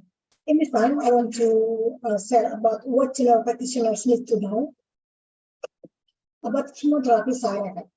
We know that chemotherapy is very important for kill the cancer cells. Yes, the purpose of treating cancer is to prevent cancer cells from multiplying, for invading, and for metastating to the other organ. But unfortunately, yeah, chemotherapy is affecting the normal cells. So because chemotherapy travels to the body. Without disclosure, I have no actual or potential conflict of interest in relation to this program or presentations. Excuse me, Dr. Wiwi. Okay. The volume isn't loud enough. It's not loud enough. Okay. Wait a minute. Can you try to turn up the volume?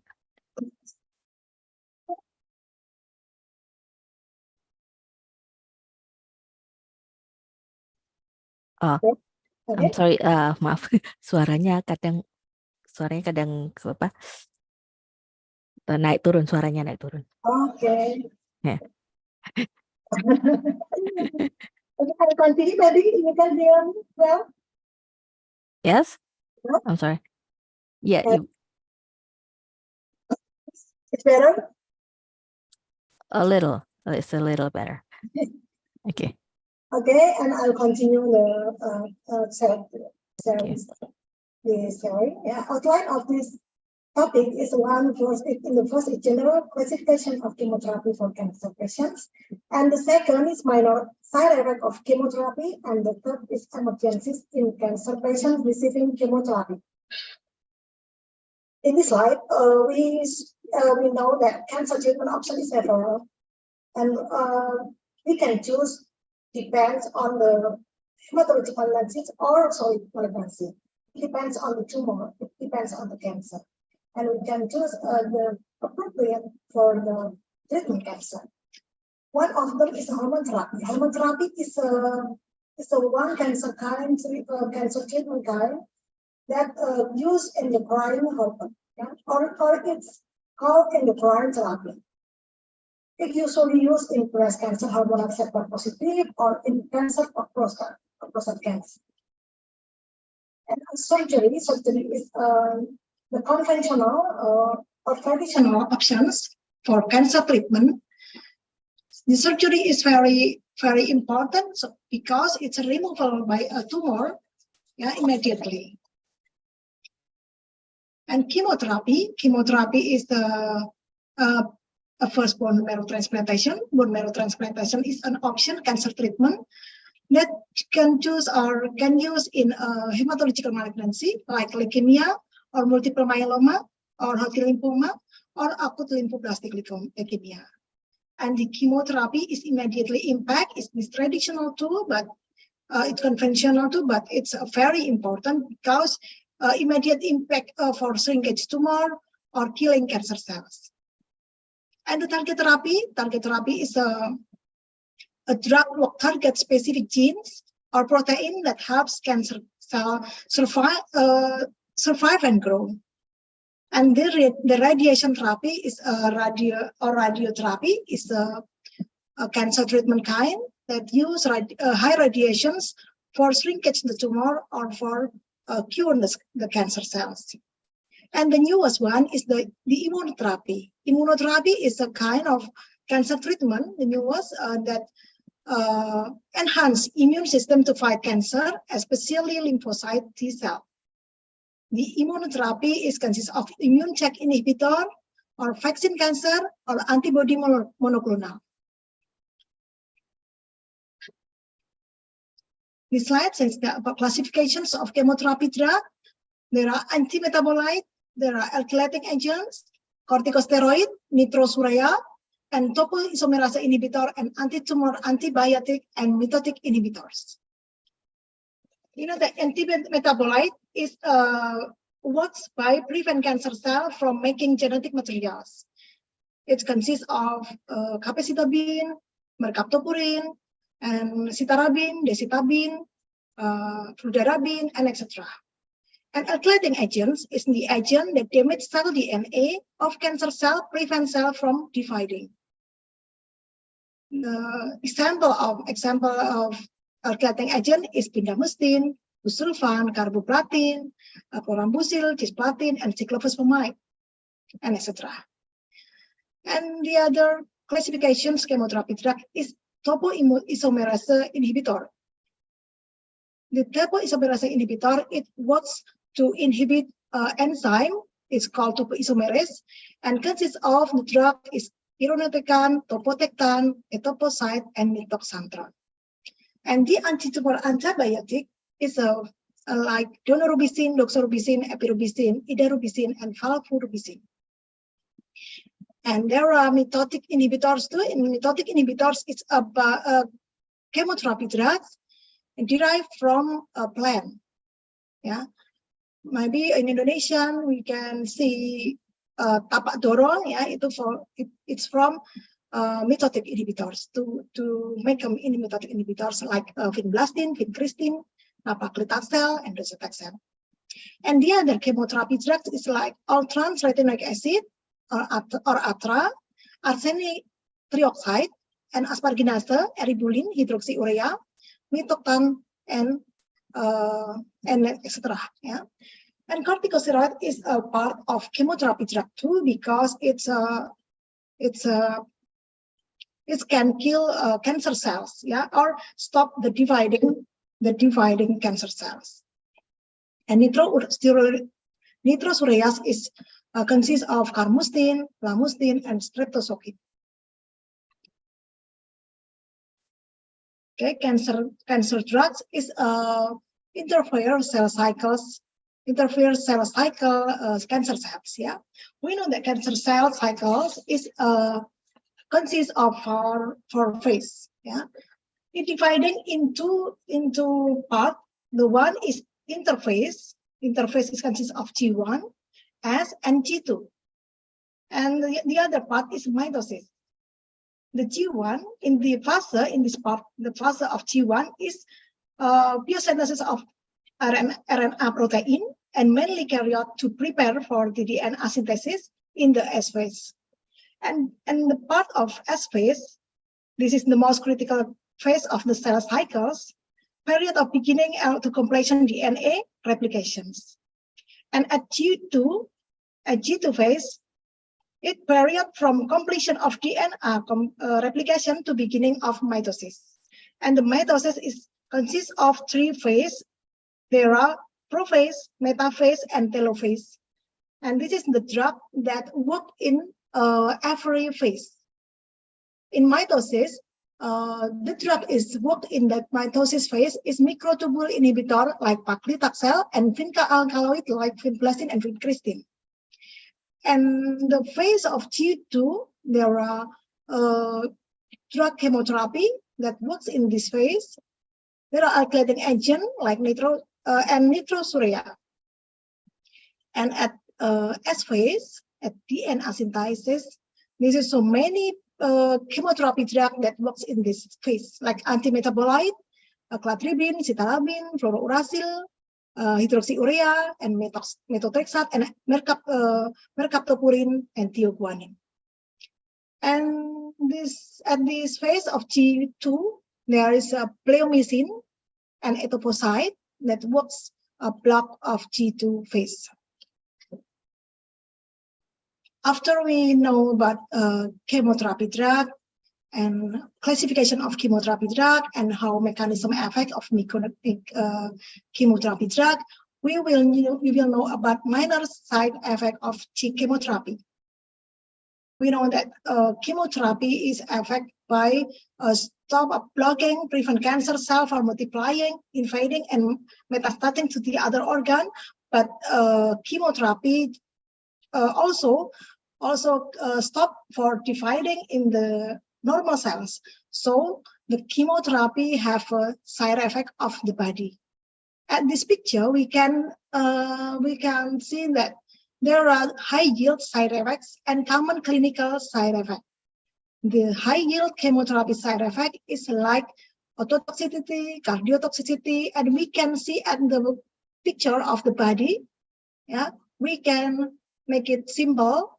If cisplatin, the drug of cisplatin, yes, the shape is like ear, is make a toxic of ototoxicity and nephrotoxicity. And carboplatin drug is induce myelosuppression.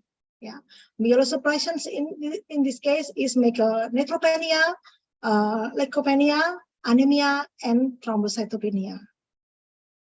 You can see here, and the pleomycin is a chemotherapy drugs that can induce pulmonary fibrosis.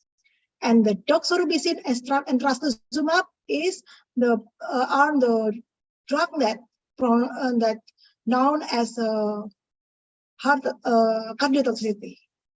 So if we will to give doxorubicin or trastuzumab for the breast cancer or the other cancer, we have checked the heart status.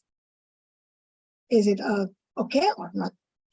And cyclophosphamide have induced hemorrhagic and cystitis, and vincristin and paclitaxel induce neuropathy after chemotherapy. So high yield chemotherapy side effect affect the vital organ, and the common side effect is constitutional, like fatigue, loss of appetite, loss of weight, and loss of libido. And at the gastrointestinal system, it induce nausea and vomiting, induce constipations and induce diarrhea. And in dermatology, there are induced mucositis, rash, alopecia, dry skin, nail change. And in neurologic psychiatric, the chemotherapy can induce chemobrain, can induce loss of memory and concentrations, and loss of mood change and neuropathy. And obstetric part is can induce infertility and teratogenicity. So we have to careful if we have to give the chemotherapy drug in a pregnant woman. And genitourinary is the effect of chemotherapy can induce cystitis and pain and frequency or urgency and hesitancy. Why the common side effect is about them?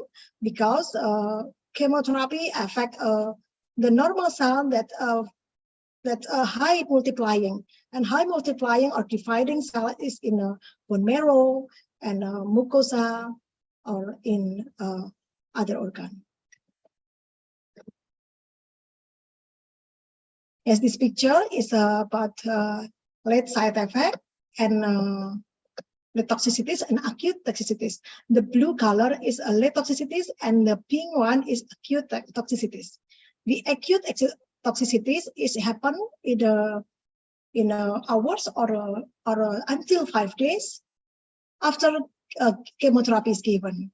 We can see mucositis, dry mouth, nausea and vomiting, changes in taste and smell, and dyspnea, pneumonitis, venous thromboembolism, alopecia, hearing loss and tinnitus, renal insufficiency and tumor lysis syndrome, diarrhea, constipation, colitis, mucositis, and cystitis, hand-foot syndrome,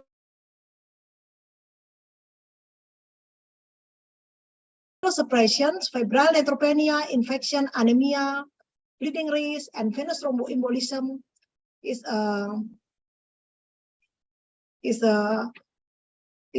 acute effect.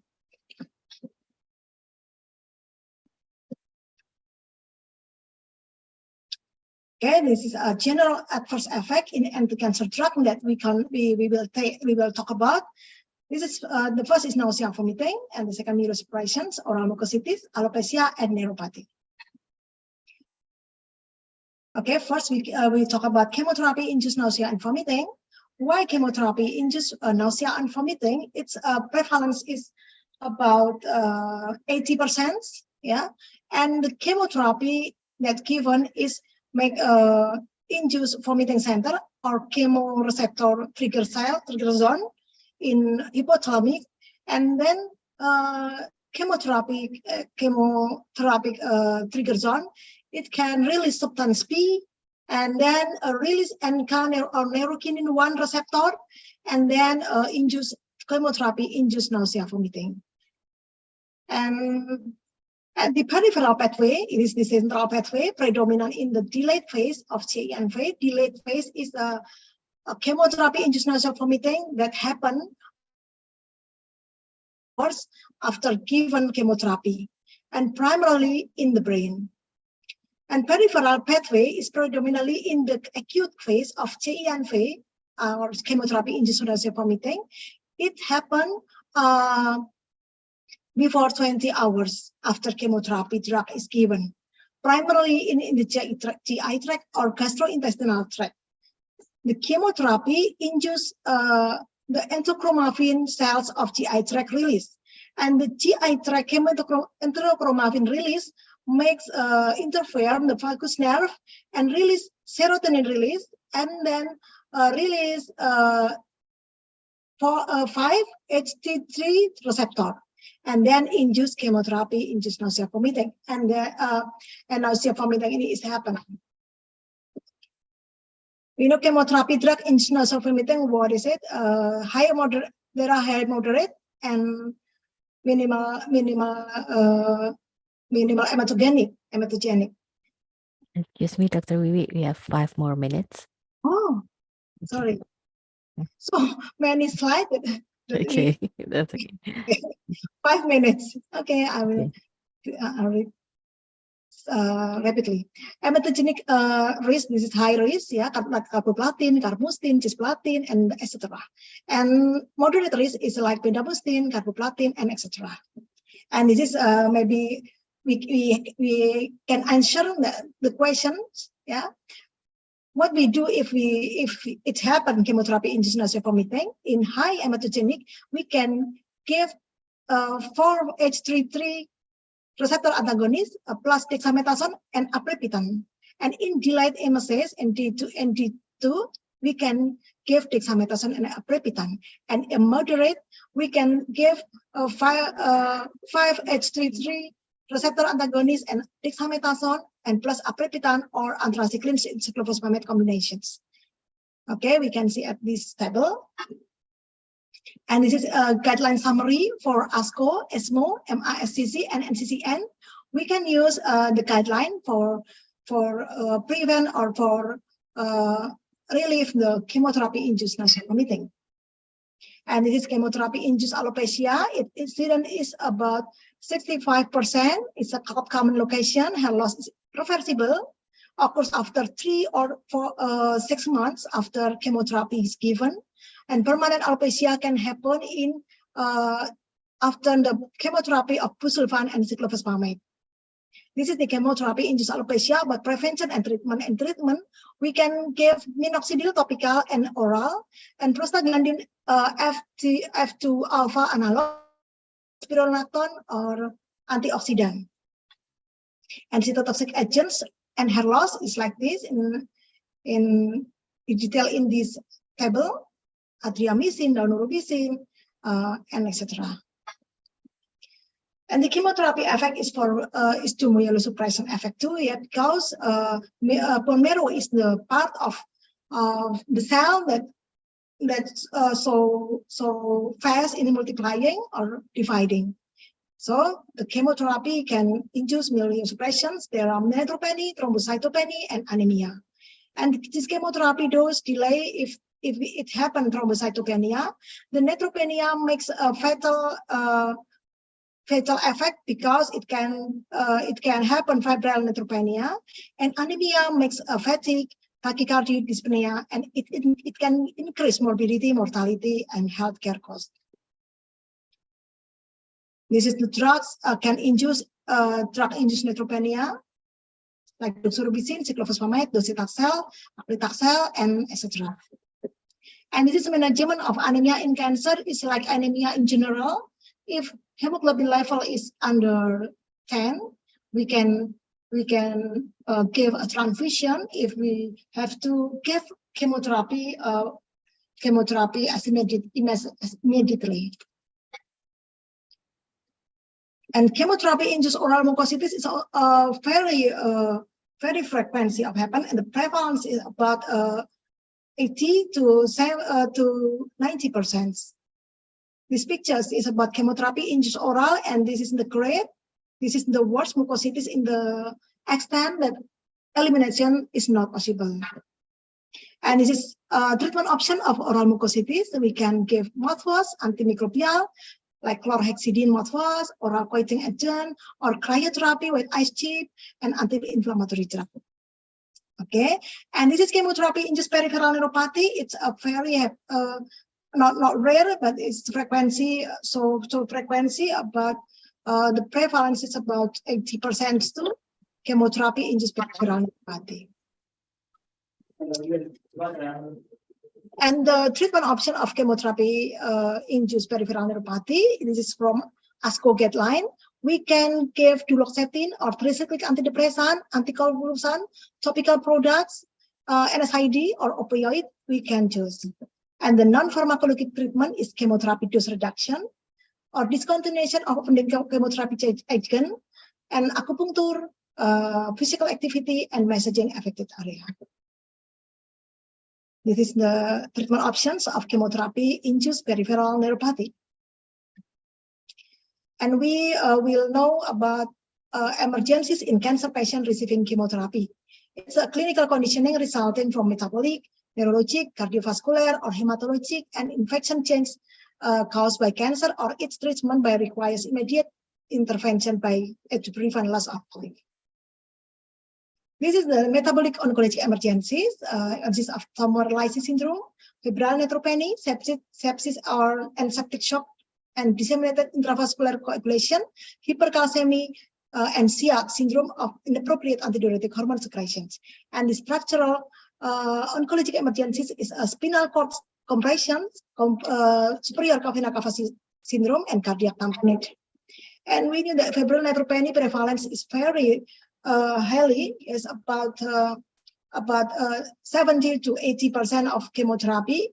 And the febrile neutropenia always have a single oral temperature over 38.3 Celsius, and absolute neutrophil count is less than 0.5 on 10 to 9. And leukopenia-induced cytokine, including because induced interleukin 6 and TNF, and both of which can cause fever. Duration and degree of neutropenia are directly related to risk of infection. Sorry, Dr. Wiwi, the time is up. Okay. So maybe. Okay. Okay, this is just we can share about febrile neutropenia and tumor lysis syndrome. And the other emergency oncology is the spinal cord compression and superior vena cava syndrome and cardiac tamponade. Oh, sorry, time is very short. We're sorry because this is your expertise and it is hard to compress it into 20 minutes. I know it's tough. But thank you for your presentation. Thank you for Maybe then the audience will ask questions during the Q&A session. Thank you, Dr. Vivi. Thank you, Dr. Mitra. Yeah. Okay, now we go to our next presenter. We would like to introduce our next speaker for the second session, Dr. Teguh Christian Perdamaian, Master of Public Health. He got his medical doctorate degree from Faculty of Medicine, University of Indonesia in 2011. His Master of Public Health degree from University of Edinburgh in 2017. He has written and spoken in several conferences regarding of palliative care. And he has joined Duta Wacana Christian University Faculty of Medicine in 2017 and 2018. And now he is pursuing his PhD in the University of Edinburgh with concentration of palliative service in primary healthcare. For the next 20 minutes, Dr. Teguh will talk about management of common symptoms of cancer patients in primary care. Dr. Teguh, the time is yours. Thank you, Dr. Mitra, for this opportunity. And I'm very happy to share a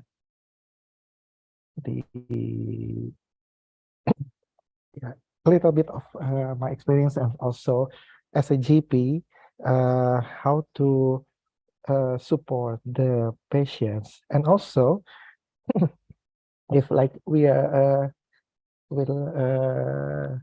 taking attention on Dr.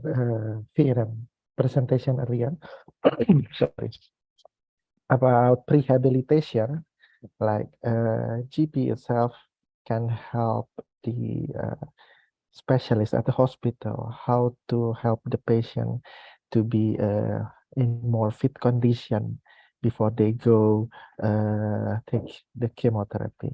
But yeah, overall, this as the symptoms of the cancer patient also range like from the early stage until the end of life stage. So I hope that I can cover just a little bit of what we can do in the primary care settings, and I try to adjust this not a guideline, but just a approach how to manage the symptoms into Indonesian settings.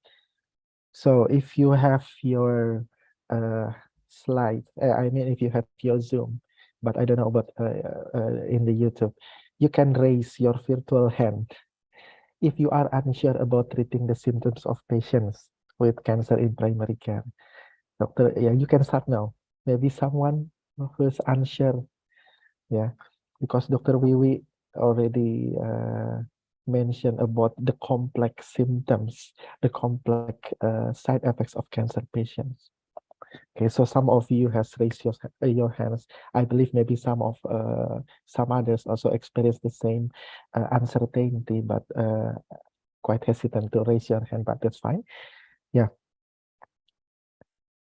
So we are thinking of like cancer patients is belong to the hospital only. So usually we in primary care setting, the GP is only there only to write a referral letter to the hospital, because the patients usually just prepare to go to the hospital. After that, maybe a few hours, they will wait at the hospital. But not every case, not every patient have the same case. It is maybe it is in the patient in the urban area where the primary care center and also the hospital, the specialist is in the same city.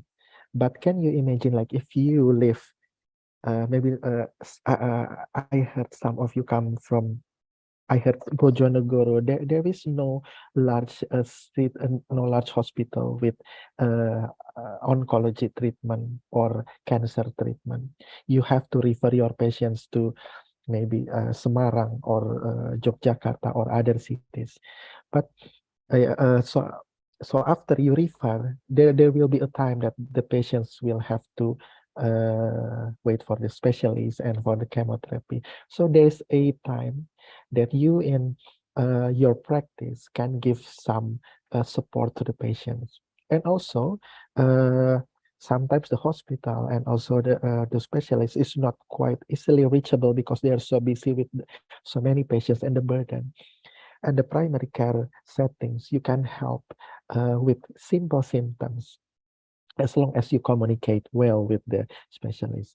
So the approach that I will introduce to you is the palliative approach. So do not think that the patients, like all the cancer patients will die. So the palliative care is not necessarily for all patients that like they're supposed to die, but any patients that have serious health suffering because of their illness. Life sometimes most of the times the illness is life limiting and led to death. So this is the definition of palliative care. I think it was mentioned before. uh, I want to emphasize in the improvement of quality of life. And we as general practitioners and all primary care practitioners, including nurse practitioners in primary care settings, can do a lot of things to improve quality of life, patient's quality of life, and also their caregiver and family while they're going, taking the chemotherapy or taking the cancer treatment at the hospital. So since the diagnosis, since the patient's diagnosis with the cancer, it can be early stage, it can be late stage, or even patients in the dying process. Usually, the palliative care aspect is not really dominating. So mostly, the patient will undergo diagnostic process, treatment process, and slowly, by the time if the cancer progress, then palliative care will have more position. So it is not like palliative care or supportive care coming after the cancer treatments fail. No, not like that. But just like adding the intensity by the time, and the palliative care will dominate in the dying process, the death, and also after that. So all primary care practitioners can and should be involved. So I want to encourage all of you that you can and should be involved in the management of cancer patients. And palliative approach use a multidimensional assessment. I will let you know. There are a lot of symptoms, but I only will give you the outline because the more detailed guidelines, more detailed prescription will be available on freely access resource from the international organization. Yeah, these are the reason that I told you before that primary care practitioners should be involved in the cancer patients management. This is also to help improve the quality of life of the patients, because most like from my experience, and maybe Dr. Vivi also have the same experience, that specialists only have a few hour or a few minutes in their practice to talk, to communicate with the patients, and it will be really helpful if the GP can also communicate with the patient on what their needs, and also the GP can also communicate with the specialist with how we can improve the patient's quality of life, not only with the main aim to cure in the beginning, but when the times come, if we need a palliative approach, then we know what the best for the patient. These are the resources. Dr. Vivi also mentioned before about the I forgot to mention ASCO from the American Oncology Society, ESMO from the European, and a lot of more specific guidelines to help with the symptoms. Yeah, but it is mostly for this for the specialist care, and we will see what we can do in the primary care setting.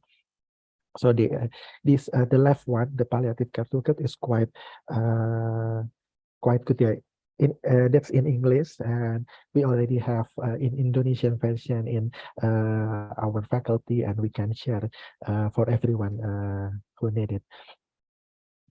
So the multidimensional approach, all patients that comes, all cancer patients or suspected cancer patients that comes to us, they have four dimension of care. So not only physical, not only symptoms, but they also have psychological aspect, the social and the spiritual aspect. The doctor, the general practitioner can help with the physical and also sometimes with the psychological, and the primary care team can help with the social and spiritual. You don't have to be expert in spiritual, but you can have you can give like a simple spiritual support. But we mostly will talk about the symptom in the physical part today. So to guide how we can give or when to give the support for the patient, this is the illness trajectories of most of cancer patients. So since the diagnosis in the beginning, the physical, the blue line, physical and social, usually will be stagnant. Yeah, until the patients was told that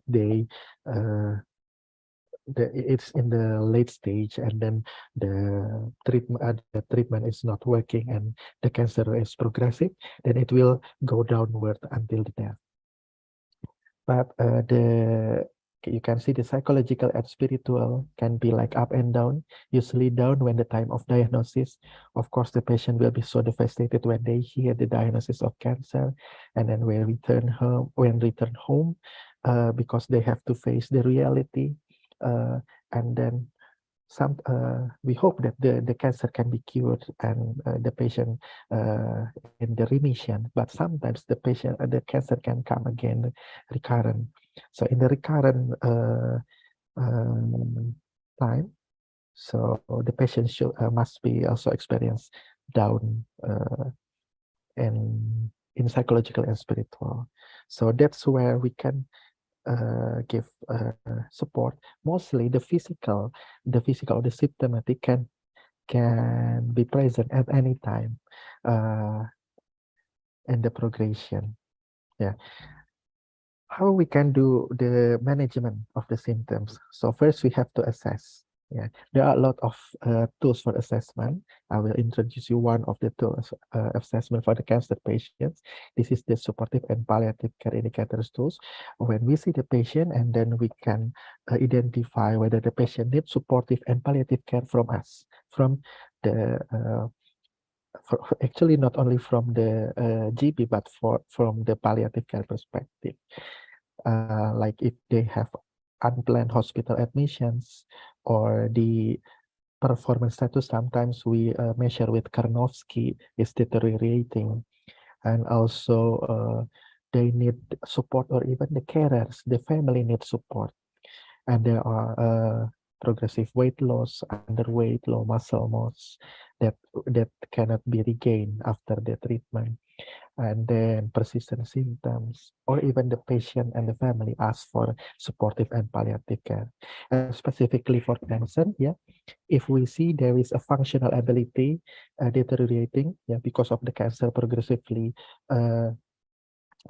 grown, and then if the patient too frail or too vulnerable for cancer treatment, maybe after 3 cycles they are too vulnerable, too anemic, the weight is really low, and then we also can think of palliative care.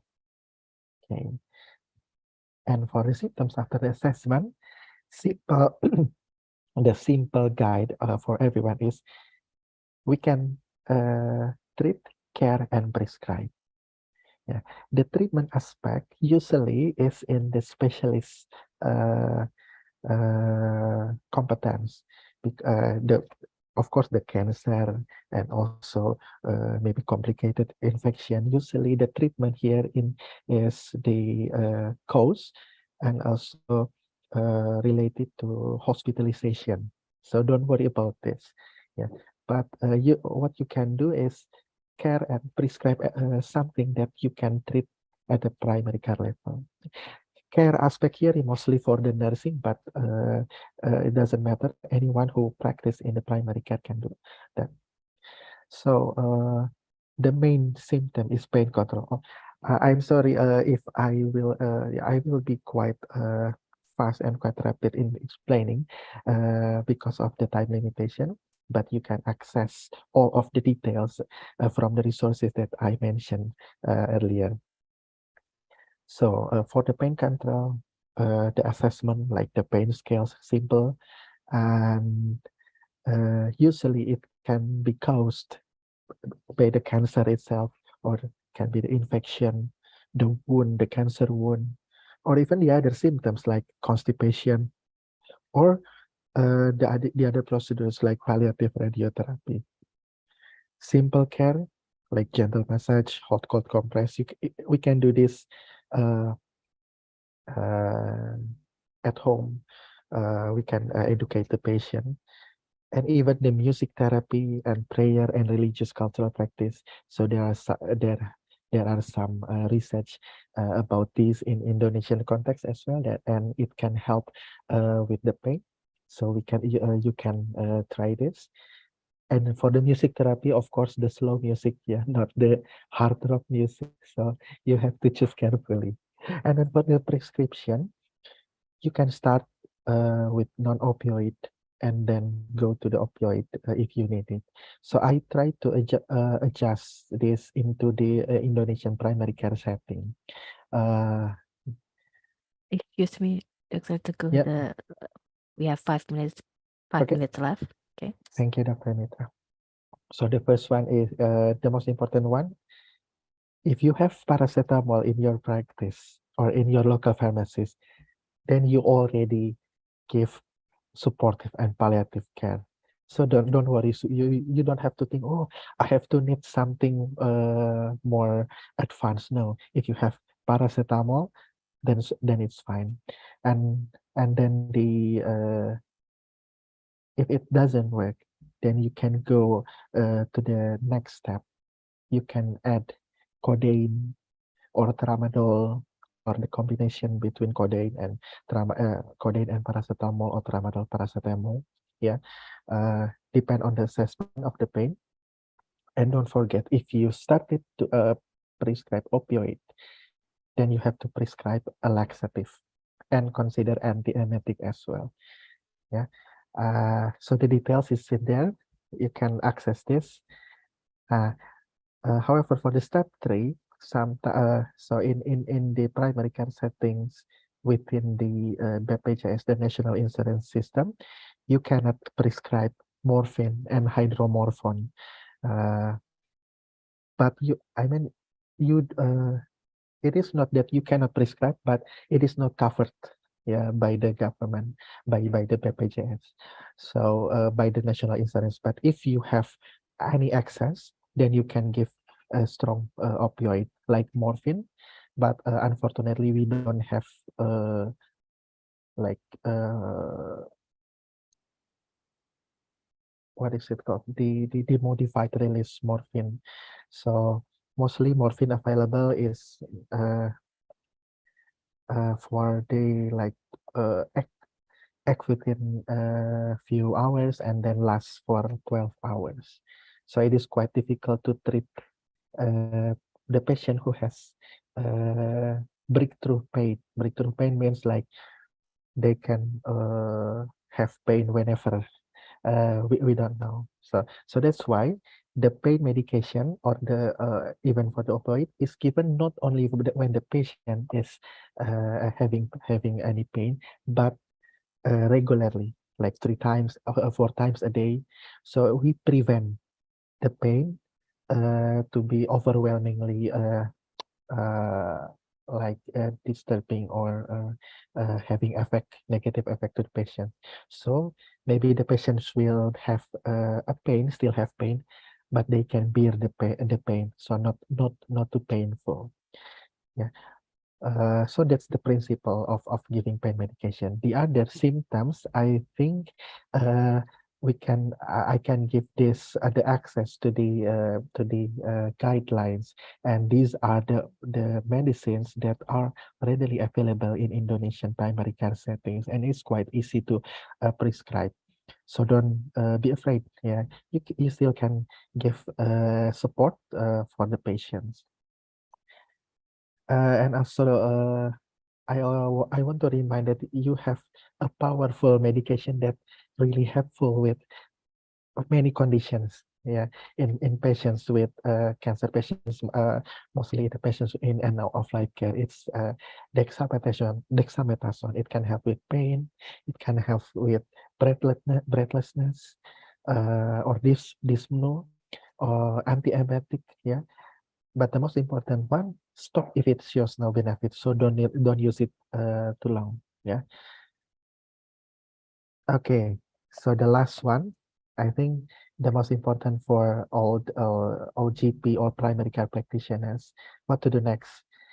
You can start to collaborate, yeah, with your head of clinic, or if you're in private practice, maybe the closest or the other practice, the local pharmacist. And also, you can communicate with specialists at referral hospital. You can write a letter.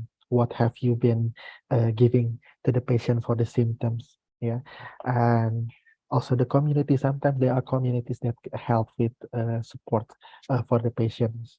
Like in Indonesia, there is Indonesian Cancer Society. Yeah, and if you are quite hesitant, like, oh, I'm still unsure, I'm still not certain. Yeah, just after this session, you can read the guidelines, and then you'll be more confident. Just ask the patient, like, how about their symptoms? How about their well-being before you send them to refer them to the hospital? Then you can make sure that the patients need you or not. Yeah, start with the assessment. And also be mindful of drug interaction. The chemotherapy drug, yeah. This one you have to ask your referral specialist. Some of herbal medicine can interact and fatally with the chemotherapy, and also can can slow the effect of the chemotherapy. So you have to talk to the patient, and also discover, yeah, ask the patients whether they consume any additional herbal medicine, and make just a simple record on your medical record dedicated to the palliative approach. Yeah, I think this is all my presentation. Thank you for the time. Thank you, Dr. Teguh, for the presentation. Yeah. I would like to remind our audience that you can put in your question in the Slido link and following the format with the, especially for question for which doctors, like for Dr. Wiwi or Dr. Teguh, and because like it will make us easier to choose which one that we will present in the next Q&A session. Okay, now we will go on to our last but not least, definitely, for Dr. Dia Martina. She got her PhD, Dr. Dia Martina PhD. She got her medical doctorate degree from Faculty of Medicine, University of Indonesia in 2009. She got her internist from the degree from the same university. And recently in 2023, she got her PhD from Erasmus MC, University Medical Center, Rotterdam. She's now working as a medical staff at Cipto Mangunkusumo National General Hospital, also as a faculty staff at the Division of Psychosomatic and Palliative Medicine, Department of Internal Medicine from the Faculty of Medicine, University of Indonesia. She has written numerous scientific publications about palliative care, especially in Indonesia, and her latest thesis was about advanced care planning in Asia and Indonesia from the cultural perspectives. For the next 20 minutes, Dr. Dia will talk about advanced care planning in primary care involving family and end-of-life decisions. Dr. Dia, the time is yours. Thank you so much, Dr. Mitra. Just allow me to share my screen. Yeah. So thank you so much for the committee for inviting me to talk in this session. My session is about advanced care planning in primary care setting, how to involve family in end-of-life care decisions. So most of us have wishes. We all plan. We plan for our education. We plan for our career. We might have planned for our housing, with whom we want to spend our life with, to where we want to go to the next vacation, and how do we want to spend our retirement. But very rarely have we thought about how do we want to end our life, what we want when our health condition deteriorate. What would happen if we cannot make our own decision? It can happen at any time. What would be important for us? What care would we want? What would we want to make decisions? Who would we want to make decisions for us? Let people know about all of this. Speak to those close to us. Speak to our doctor. Discuss our wishes and write it down. This is what we call advanced care planning. The international consensus have a definition on advanced care planning that it is a process that enables individuals to define their goals and preferences for future medical treatment, to discuss this with their family and healthcare professionals, and to record and review when it is appropriate. So I will touch on this movie because our topic is about family. Some of you may be familiar with this picture. Some others may not. This is a movie in 2019 directed by Lulu Wang, based on her true story of her grandma, Nai Nai, who lived in China and was diagnosed with terminal cancer. She was given 3 months to live. Instead of telling her grandma about her terminal condition, her family decided to keep it secret and fake a wedding party in order to enable family members from 3 different countries come to China to say goodbye. Without letting Nai Nai know, they were actually saying goodbye.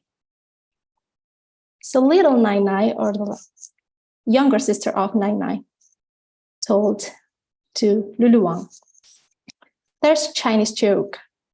Two people go get a physical examination. One of them is healthy, and the other one has a terminal illness. The hospital gets the results mixed.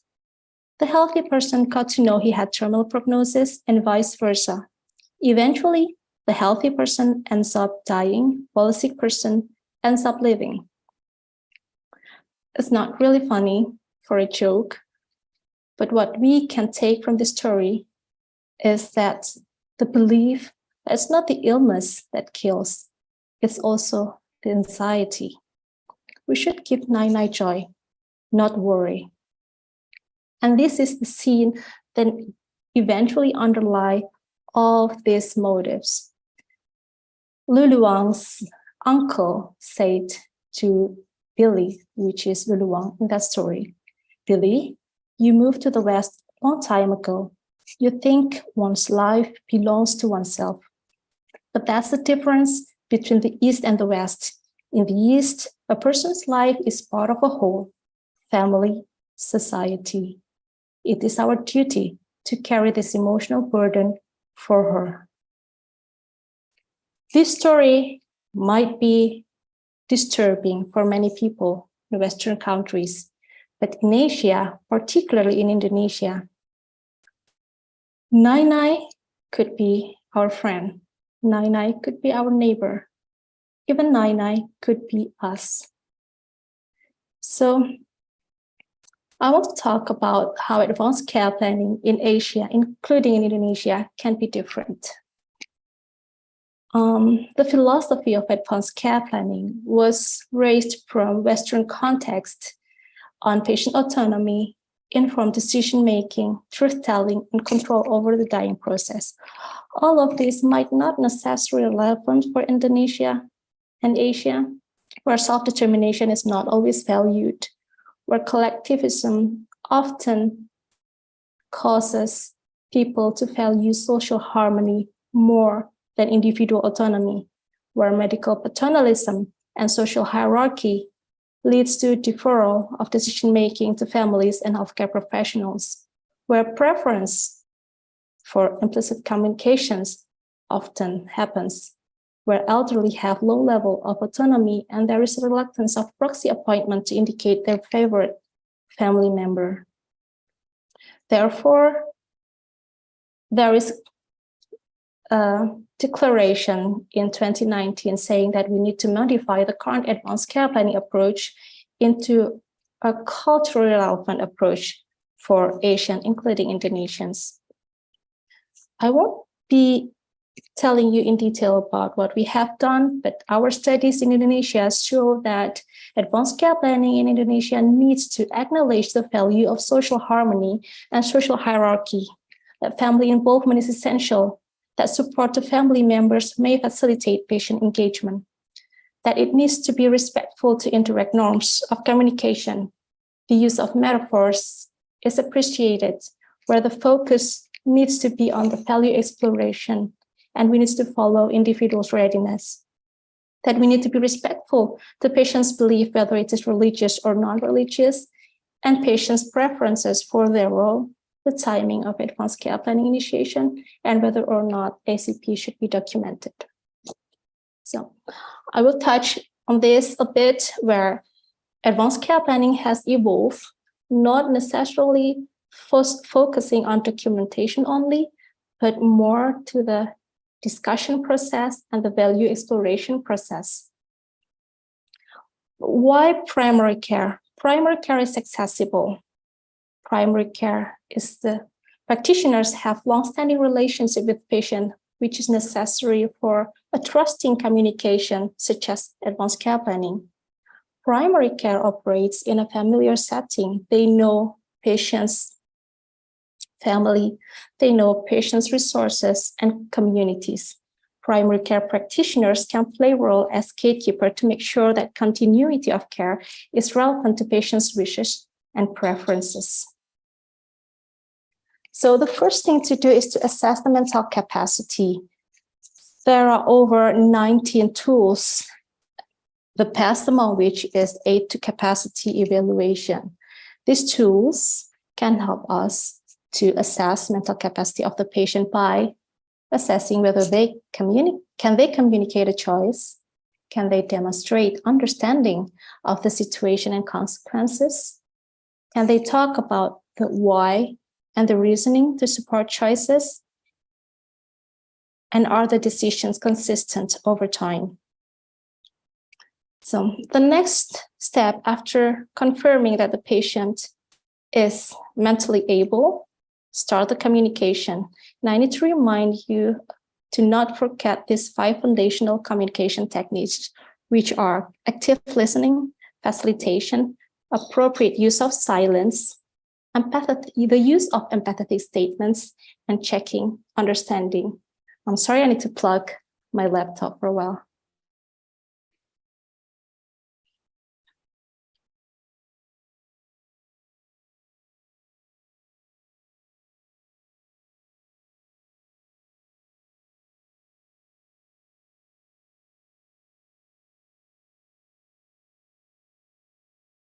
I'm sorry for that. So most of the time, we can initiate advanced care planning by providing sufficient information to the patient so that they can understand their disease state and understand their prognosis. And what we can do is discussing the prognosis using as, except that I add 2 other asks here. The first one is asking patients' understanding of their illness or prognosis.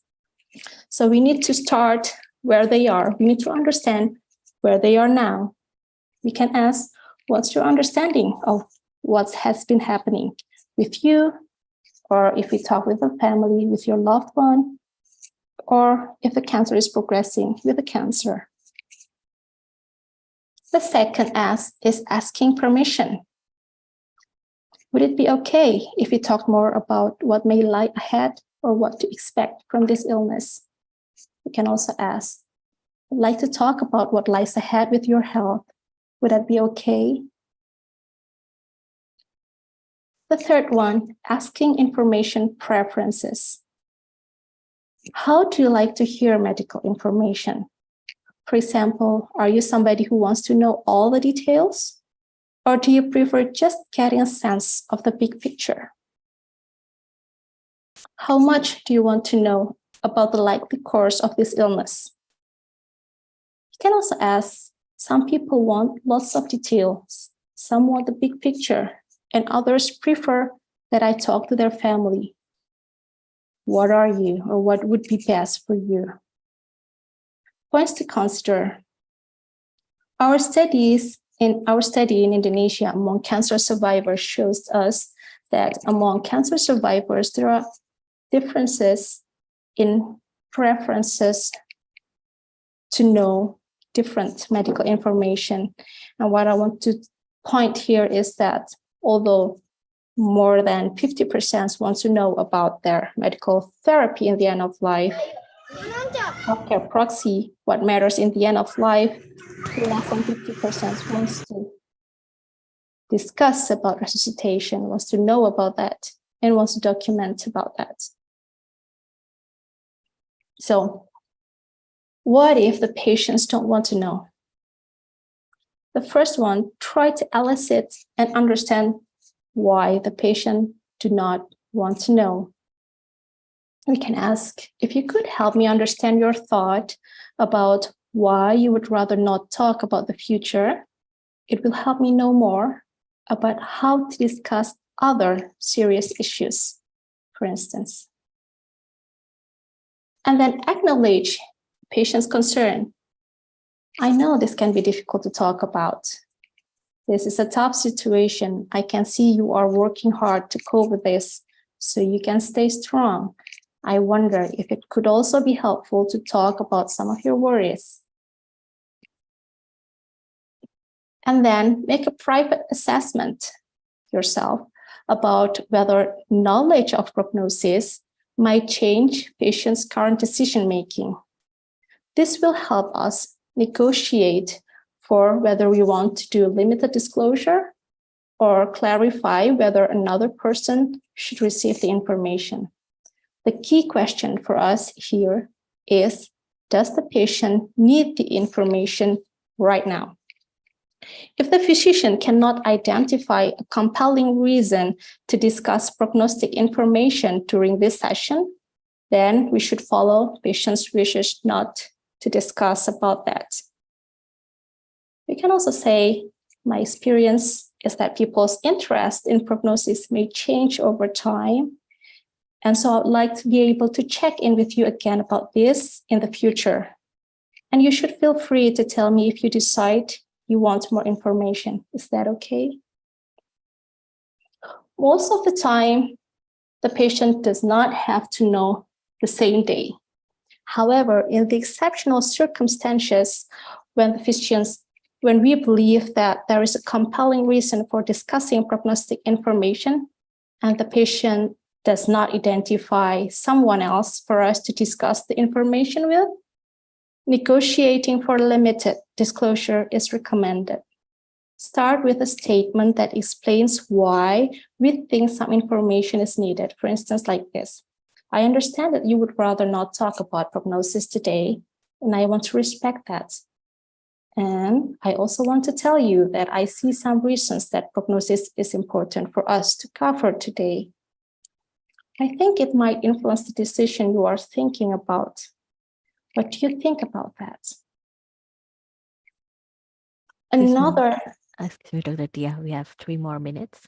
Wow, okay. Oh, I thought we have 20 minutes. No. Yeah. Also, well, we can also use metaphors. And there are so many metaphors that we can use. For instance, the voyage metaphor, the insurance metaphor, the referral to palliative care as taking a road trip, catching a plane metaphor, including teamwork metaphor. And use the metaphor of the box, control and containment. That talking about the future is like opening a box. We can decide together when to open the box and how long to keep it open. If it's too much, we can stop, we can close the box. And always, when we already do all of the asking, and we want to tell using a headline, I'm afraid I have some bad news. I have some tough news, and the hope worry statement. I hope you have a lot of time. I'm worried though that time may be a short a few weeks, or I'm worried we don't have effective treatments to receive this. So there will be emotion, and how to respond to emotion, we need to articulate empathy. So the patient can hear our empathy by naming it. I can see this comes as shock, or I can see this frustrating. Tips: always tone down the intensity a notch when you name the emotion. Understanding or acknowledging. Exploring, can you tell me more? Use I wish, because this is empathy. I wish I had better news. I wish we had more options. And show support. We will be with you every step of the way. After then, ask whether they understand what we have told us, whether they have another questions. And then the second one is the ACP itself. Explore values, priorities, hopes, and worries. Given where we are now, what's most important for you? What are your hopes? What are your worries? What brings you joy? What does quality of life look like to you? What gives you strength? How much do your family or friends know about that? Respond with hope and worry and I wish statement. After we hear all the patient's wishes and hopes, I hear you're hoping for blah, blah, blah, blah. And I worry the decline we have seen is going to continue. If we want to focus on the function, we can also focus on the time. And I worry something serious might happen in the next couple of weeks, months, or years. It can be difficult to predict what will happen with your health. I hope, and I'm worried. What's important is to mention, I think it is important to prepare for that possibility. Pause, give a silence there, and end with, I wish we don't have to worry about this. And then make a recommendation. Guide the patients with their decision-making rather than giving an array of options and leaving them with that to make their own choices. Keep what's happening with the disease, what I'm hearing from you about your hopes and worries, I recommend, blah, blah, blah, blah. It sounds like this is important to you. Given what's important to you, I recommend, blah, blah, blah, blah. Most patients want us to do what we can to help and not to do treatments that have a low likelihood of benefits or cause harm. Does this sound right to you? If you have less than 2 minutes, ask about surrogate decision maker. Is there someone you trust to help make medical decisions for you if there ever came a time you could not speak for yourself? If yes, ask them what have they talked about together. If not, give them ACP conversation starter, which is something like this. I would just scroll down, but they can read this at home and talk with their family and come again to us to discuss further in the next session.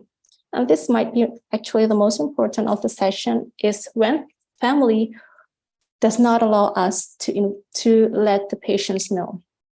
So you can also read this in BMG, Supportive and Palliative Care by Holmes, because I don't have much time to talk about this, but this is really important approach, which is to acknowledge the request, build a relationship with them, find a common ground, so we can appreciate what you have said, that she is an anxious person, your priorities is for her to be as comfortable as possible, not to put under mental distress. These are goals that we share with you. Now, this is the most important thing. Find common ground, show it to them, and then outline that harm of non-disclosure of information and honor the patient's preferences, provide emotional support, and devise a supportive solution. I will not go to this. I will just want to show you that there will be an issue about spirituality and religiosity. And these are the 4 main religious belief systems on end-of-life care, that God decides everything or divine sovereignty, that there will be miracles, that what God has given us is the best, and the sacredness of life that needs to be protected, whatever. So the take-home message is, so there will be a separate session needed to discuss about it, but we need specific approach to tackle all these 4 beliefs. Take-home message will be, ACP needs to focus on the conversation, not the form, the process, not the product, providing appropriate care, not limiting treatments, and you do not have to do all ACP in one setting. Normalize ACP, do it step by step, one visit at a time. Start always with values, goals, preferences, exploration, and then align that with treatment options or recommendation. Focus on promoting meaningful conversations rather than making documents, and facilitating mutual understanding between patients, families, and yourself. So this is the patients and their family members we usually see in our daily clinical practice. However, in reality, oftentimes these are what they actually consider as their family members. Looking close to this picture, it reminds us about the invisible voices, social hierarchy, the collectiveness, and religious devoutness in Indonesian context. Thank you. Okay, thank you, Dr. Dia, for that wonderful presentation. Yeah, maybe we need another session with you for discussing that specific topic. Okay, now we come into the Q&A session, and I believe the committee already choose several questions.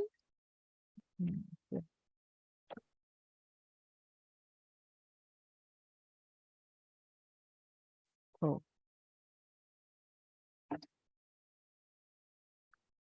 Okay.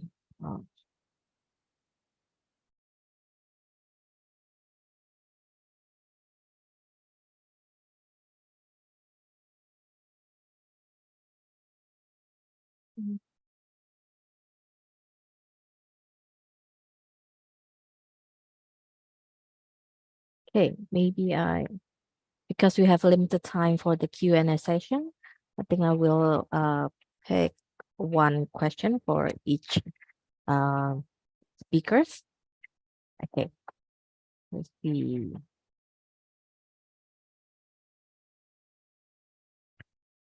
So for Dr. Wiwi, we have a question from Ashraf from Pekanbaru, Indonesia. The question is, what can we do to reduce the toxic effects of chemotherapy and radiation or can we reduce it by using herbal medicine?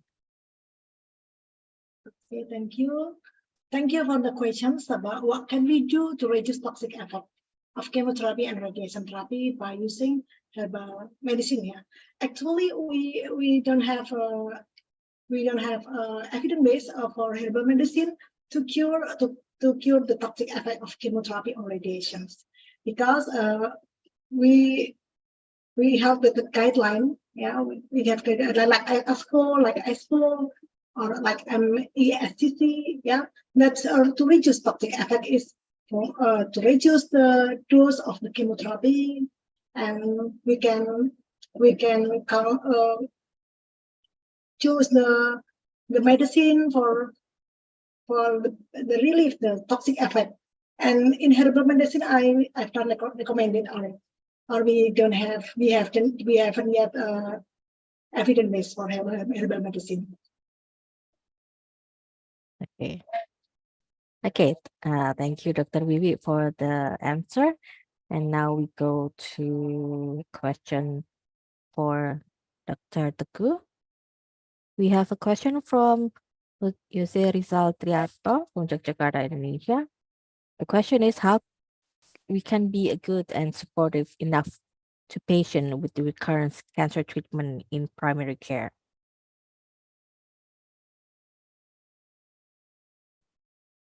Okay. Thank you for the question. So, how we can be good and supportive enough to patients, and specifically recurrence. So it's quite a difficult situation. I mean, there is no specific indicator that you are good or you are quite supportive, but like the nature of communication between you and the patients. So like as a GP, you will have more time to communicate and you will know better your patients and the family, and there are other situations, not only the patients, but also the social situation, psychological situations, and also the spiritual needs. So as long as you consider all of the multi-dimension approach of the patients, no matter the stages, the diagnosis, the return to home, the recurrence, or even in the dying process, anytime on their progress, on the cancer patient's progress, as long as you try to fulfill those multidimensional needs, so I think you can consider you have done your part as a GP. And you need to communicate also with the oncology team, the specialist team at the hospital, and maybe like, because not every hospital has both oncology and palliative care team. Yeah, if the hospital also have the specialist palliative care team, you should also communicate with them through the referral letter. They would be much more appreciate your effort to help the patients, because it will support their like their treatment, adherence to treatment, and also yeah, just improve the quality of life. You can, if you want to do like a quantitative, or you measure how good your support, yeah, you can use some quality of life questionnaires tools. You can measure like before you or just at the beginning your treatment, or the beginning of your support, and maybe after a month or so, or just at different stage of the disease, you can see how the treatment, the simple treatment from you, simple support from you, can positively impact the quality of life. I think that's all, Dr. Mitra. Okay, thank you, Dr. Teguh. Now we come to the question for Dr. Dia. Okay, there's a question from Agus from Pekanbaru, Indonesia. The question is, should nurses be trained specifically in communicating with relatives at the end of a patient's life? Yeah, I agree that we should advocate all healthcare professionals, not only physicians, but also nurses, even in high-income countries. They also train facilitators, so lay people, to do advanced care planning, to facilitate communication with patients. So there will be difference between clinicians and non-clinicians, where non-clinicians might not talk more about the prognosis, might not talk more about the options of treatments, might not talk as much about next steps, about what would be the diagnosis approach, intervention or treatment approach. But what nurses can do is to explore wishes and preferences, communicate this with all the team, the healthcare team of the patients, to also do a therapeutic communication, to listen, to make the patients and family feel they are heard, they are seen as a human, not as a lung cancer stage 3 or 4, but as a mother of 2 who may have worked very hard to raise their children and end up with this illness. So yes, I think especially because the burden would be usually physicians have limited time and nurses spend more time with the patients. I agree to advocate nurses to be trained, especially in communication with the patients and relatives at the end of life. Yes. Okay, thank you, Dr. Dia. So I think that's the last question. Thank you for all the speakers, and I would like to make some conclusion remarks from all the speakers, from the keynote speakers, from Dr. Wiwi, Dr. Teguh, and also Dr. Dia. So as a conclusion, like we in primary care have a great role in cancer care, from building good relationship with our patients so we can motivate them to do early detection of cancer, from collaborating with the specialists to manage the effect of chemotherapy, to educate the family on how to manage the life at home during the cancer treatment, and also to start the serious discussion about advanced care planning. Of course, that we're not alone as a physician in the primary care. We also have our colleagues as the specialists, nurses, and also we have a ton of toolkit or guidelines that we can use to taking care of our patients until the end of their life. Okay, that's all that for the closing of this session. I will give back the time to the MC. Thank you, Dr. Mitra, for moderating the speaker session today. The discussion was very interesting. I'd like to take a moment to thank all of our distinguished speakers, Dr. David, Dr. Wiwi, Dr. Teguh, Dr. Dia, for their valuable insights and expertise that they have shared with us today. Let's give them a round of applause, everyone. Next, I will announce the 2 participants with selected questions who are lucky to win the total prize of 500,000 rupiah savings from Penin Bank. Guess who? Who has been praying continuously since the beginning of the seminar? Congratulations! Siapa ya? Congratulations! Okay, congratulations, Ray from Bojonegoro and Ashraf from Pekanbaru. You are lucky to get a total prize of 500,000 rupiah savings from Penin Bank. The winners have to take the prize in the Finance Division of Faculty of Medicine of Dutawacana Christian University that lands on September 27, 2023. The prize can be collected by the winning representative. Thank you. I would like to remind the participants that the attendance link and evaluation form will be shared at the end of the seminar. Participants must complete it to get an e-certificate. E-certificates will be received no later than 1 month after this seminar. I'd also like to express my gratitude to all of you, our esteemed participants, for participating in this event and making it a huge success. Your contributions and presence have added great value to the seminar. I hope you all have enjoyed and benefited from the presentations and discussions of our distinguished speakers and participants. Before we end the seminar, let us close in prayer. Let's pray, everyone. Father in heaven, thank you all your blessings today. Now we are finished with the seminar. Thank you for opening our hearts and our minds.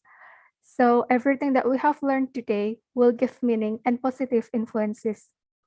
Bless and give our speakers the health and wisdom to teach us all. Please make the things that we know how to be useful and something we will remember and implement in daily life. Please allow us to be more understanding of the lesson, even from before. Father, we know we have many shortcomings. Please forgive us and help us to be better people. In the name of Jesus Christ, we pray to you. Amen. As we conclude this seminar, I would like to leave you with a quote by Albert Einstein. The important thing is not to stop questioning. Curiosity has its own reason for existing. I hope this seminar has sparked your curiosity and inspired you to learn more about the topics we have covered today. I wish you all the best in your future endeavors and hope to see you again in our next seminar. Thank you, terima kasih, matur nuwun, and have a great day. Bye-bye, everyone.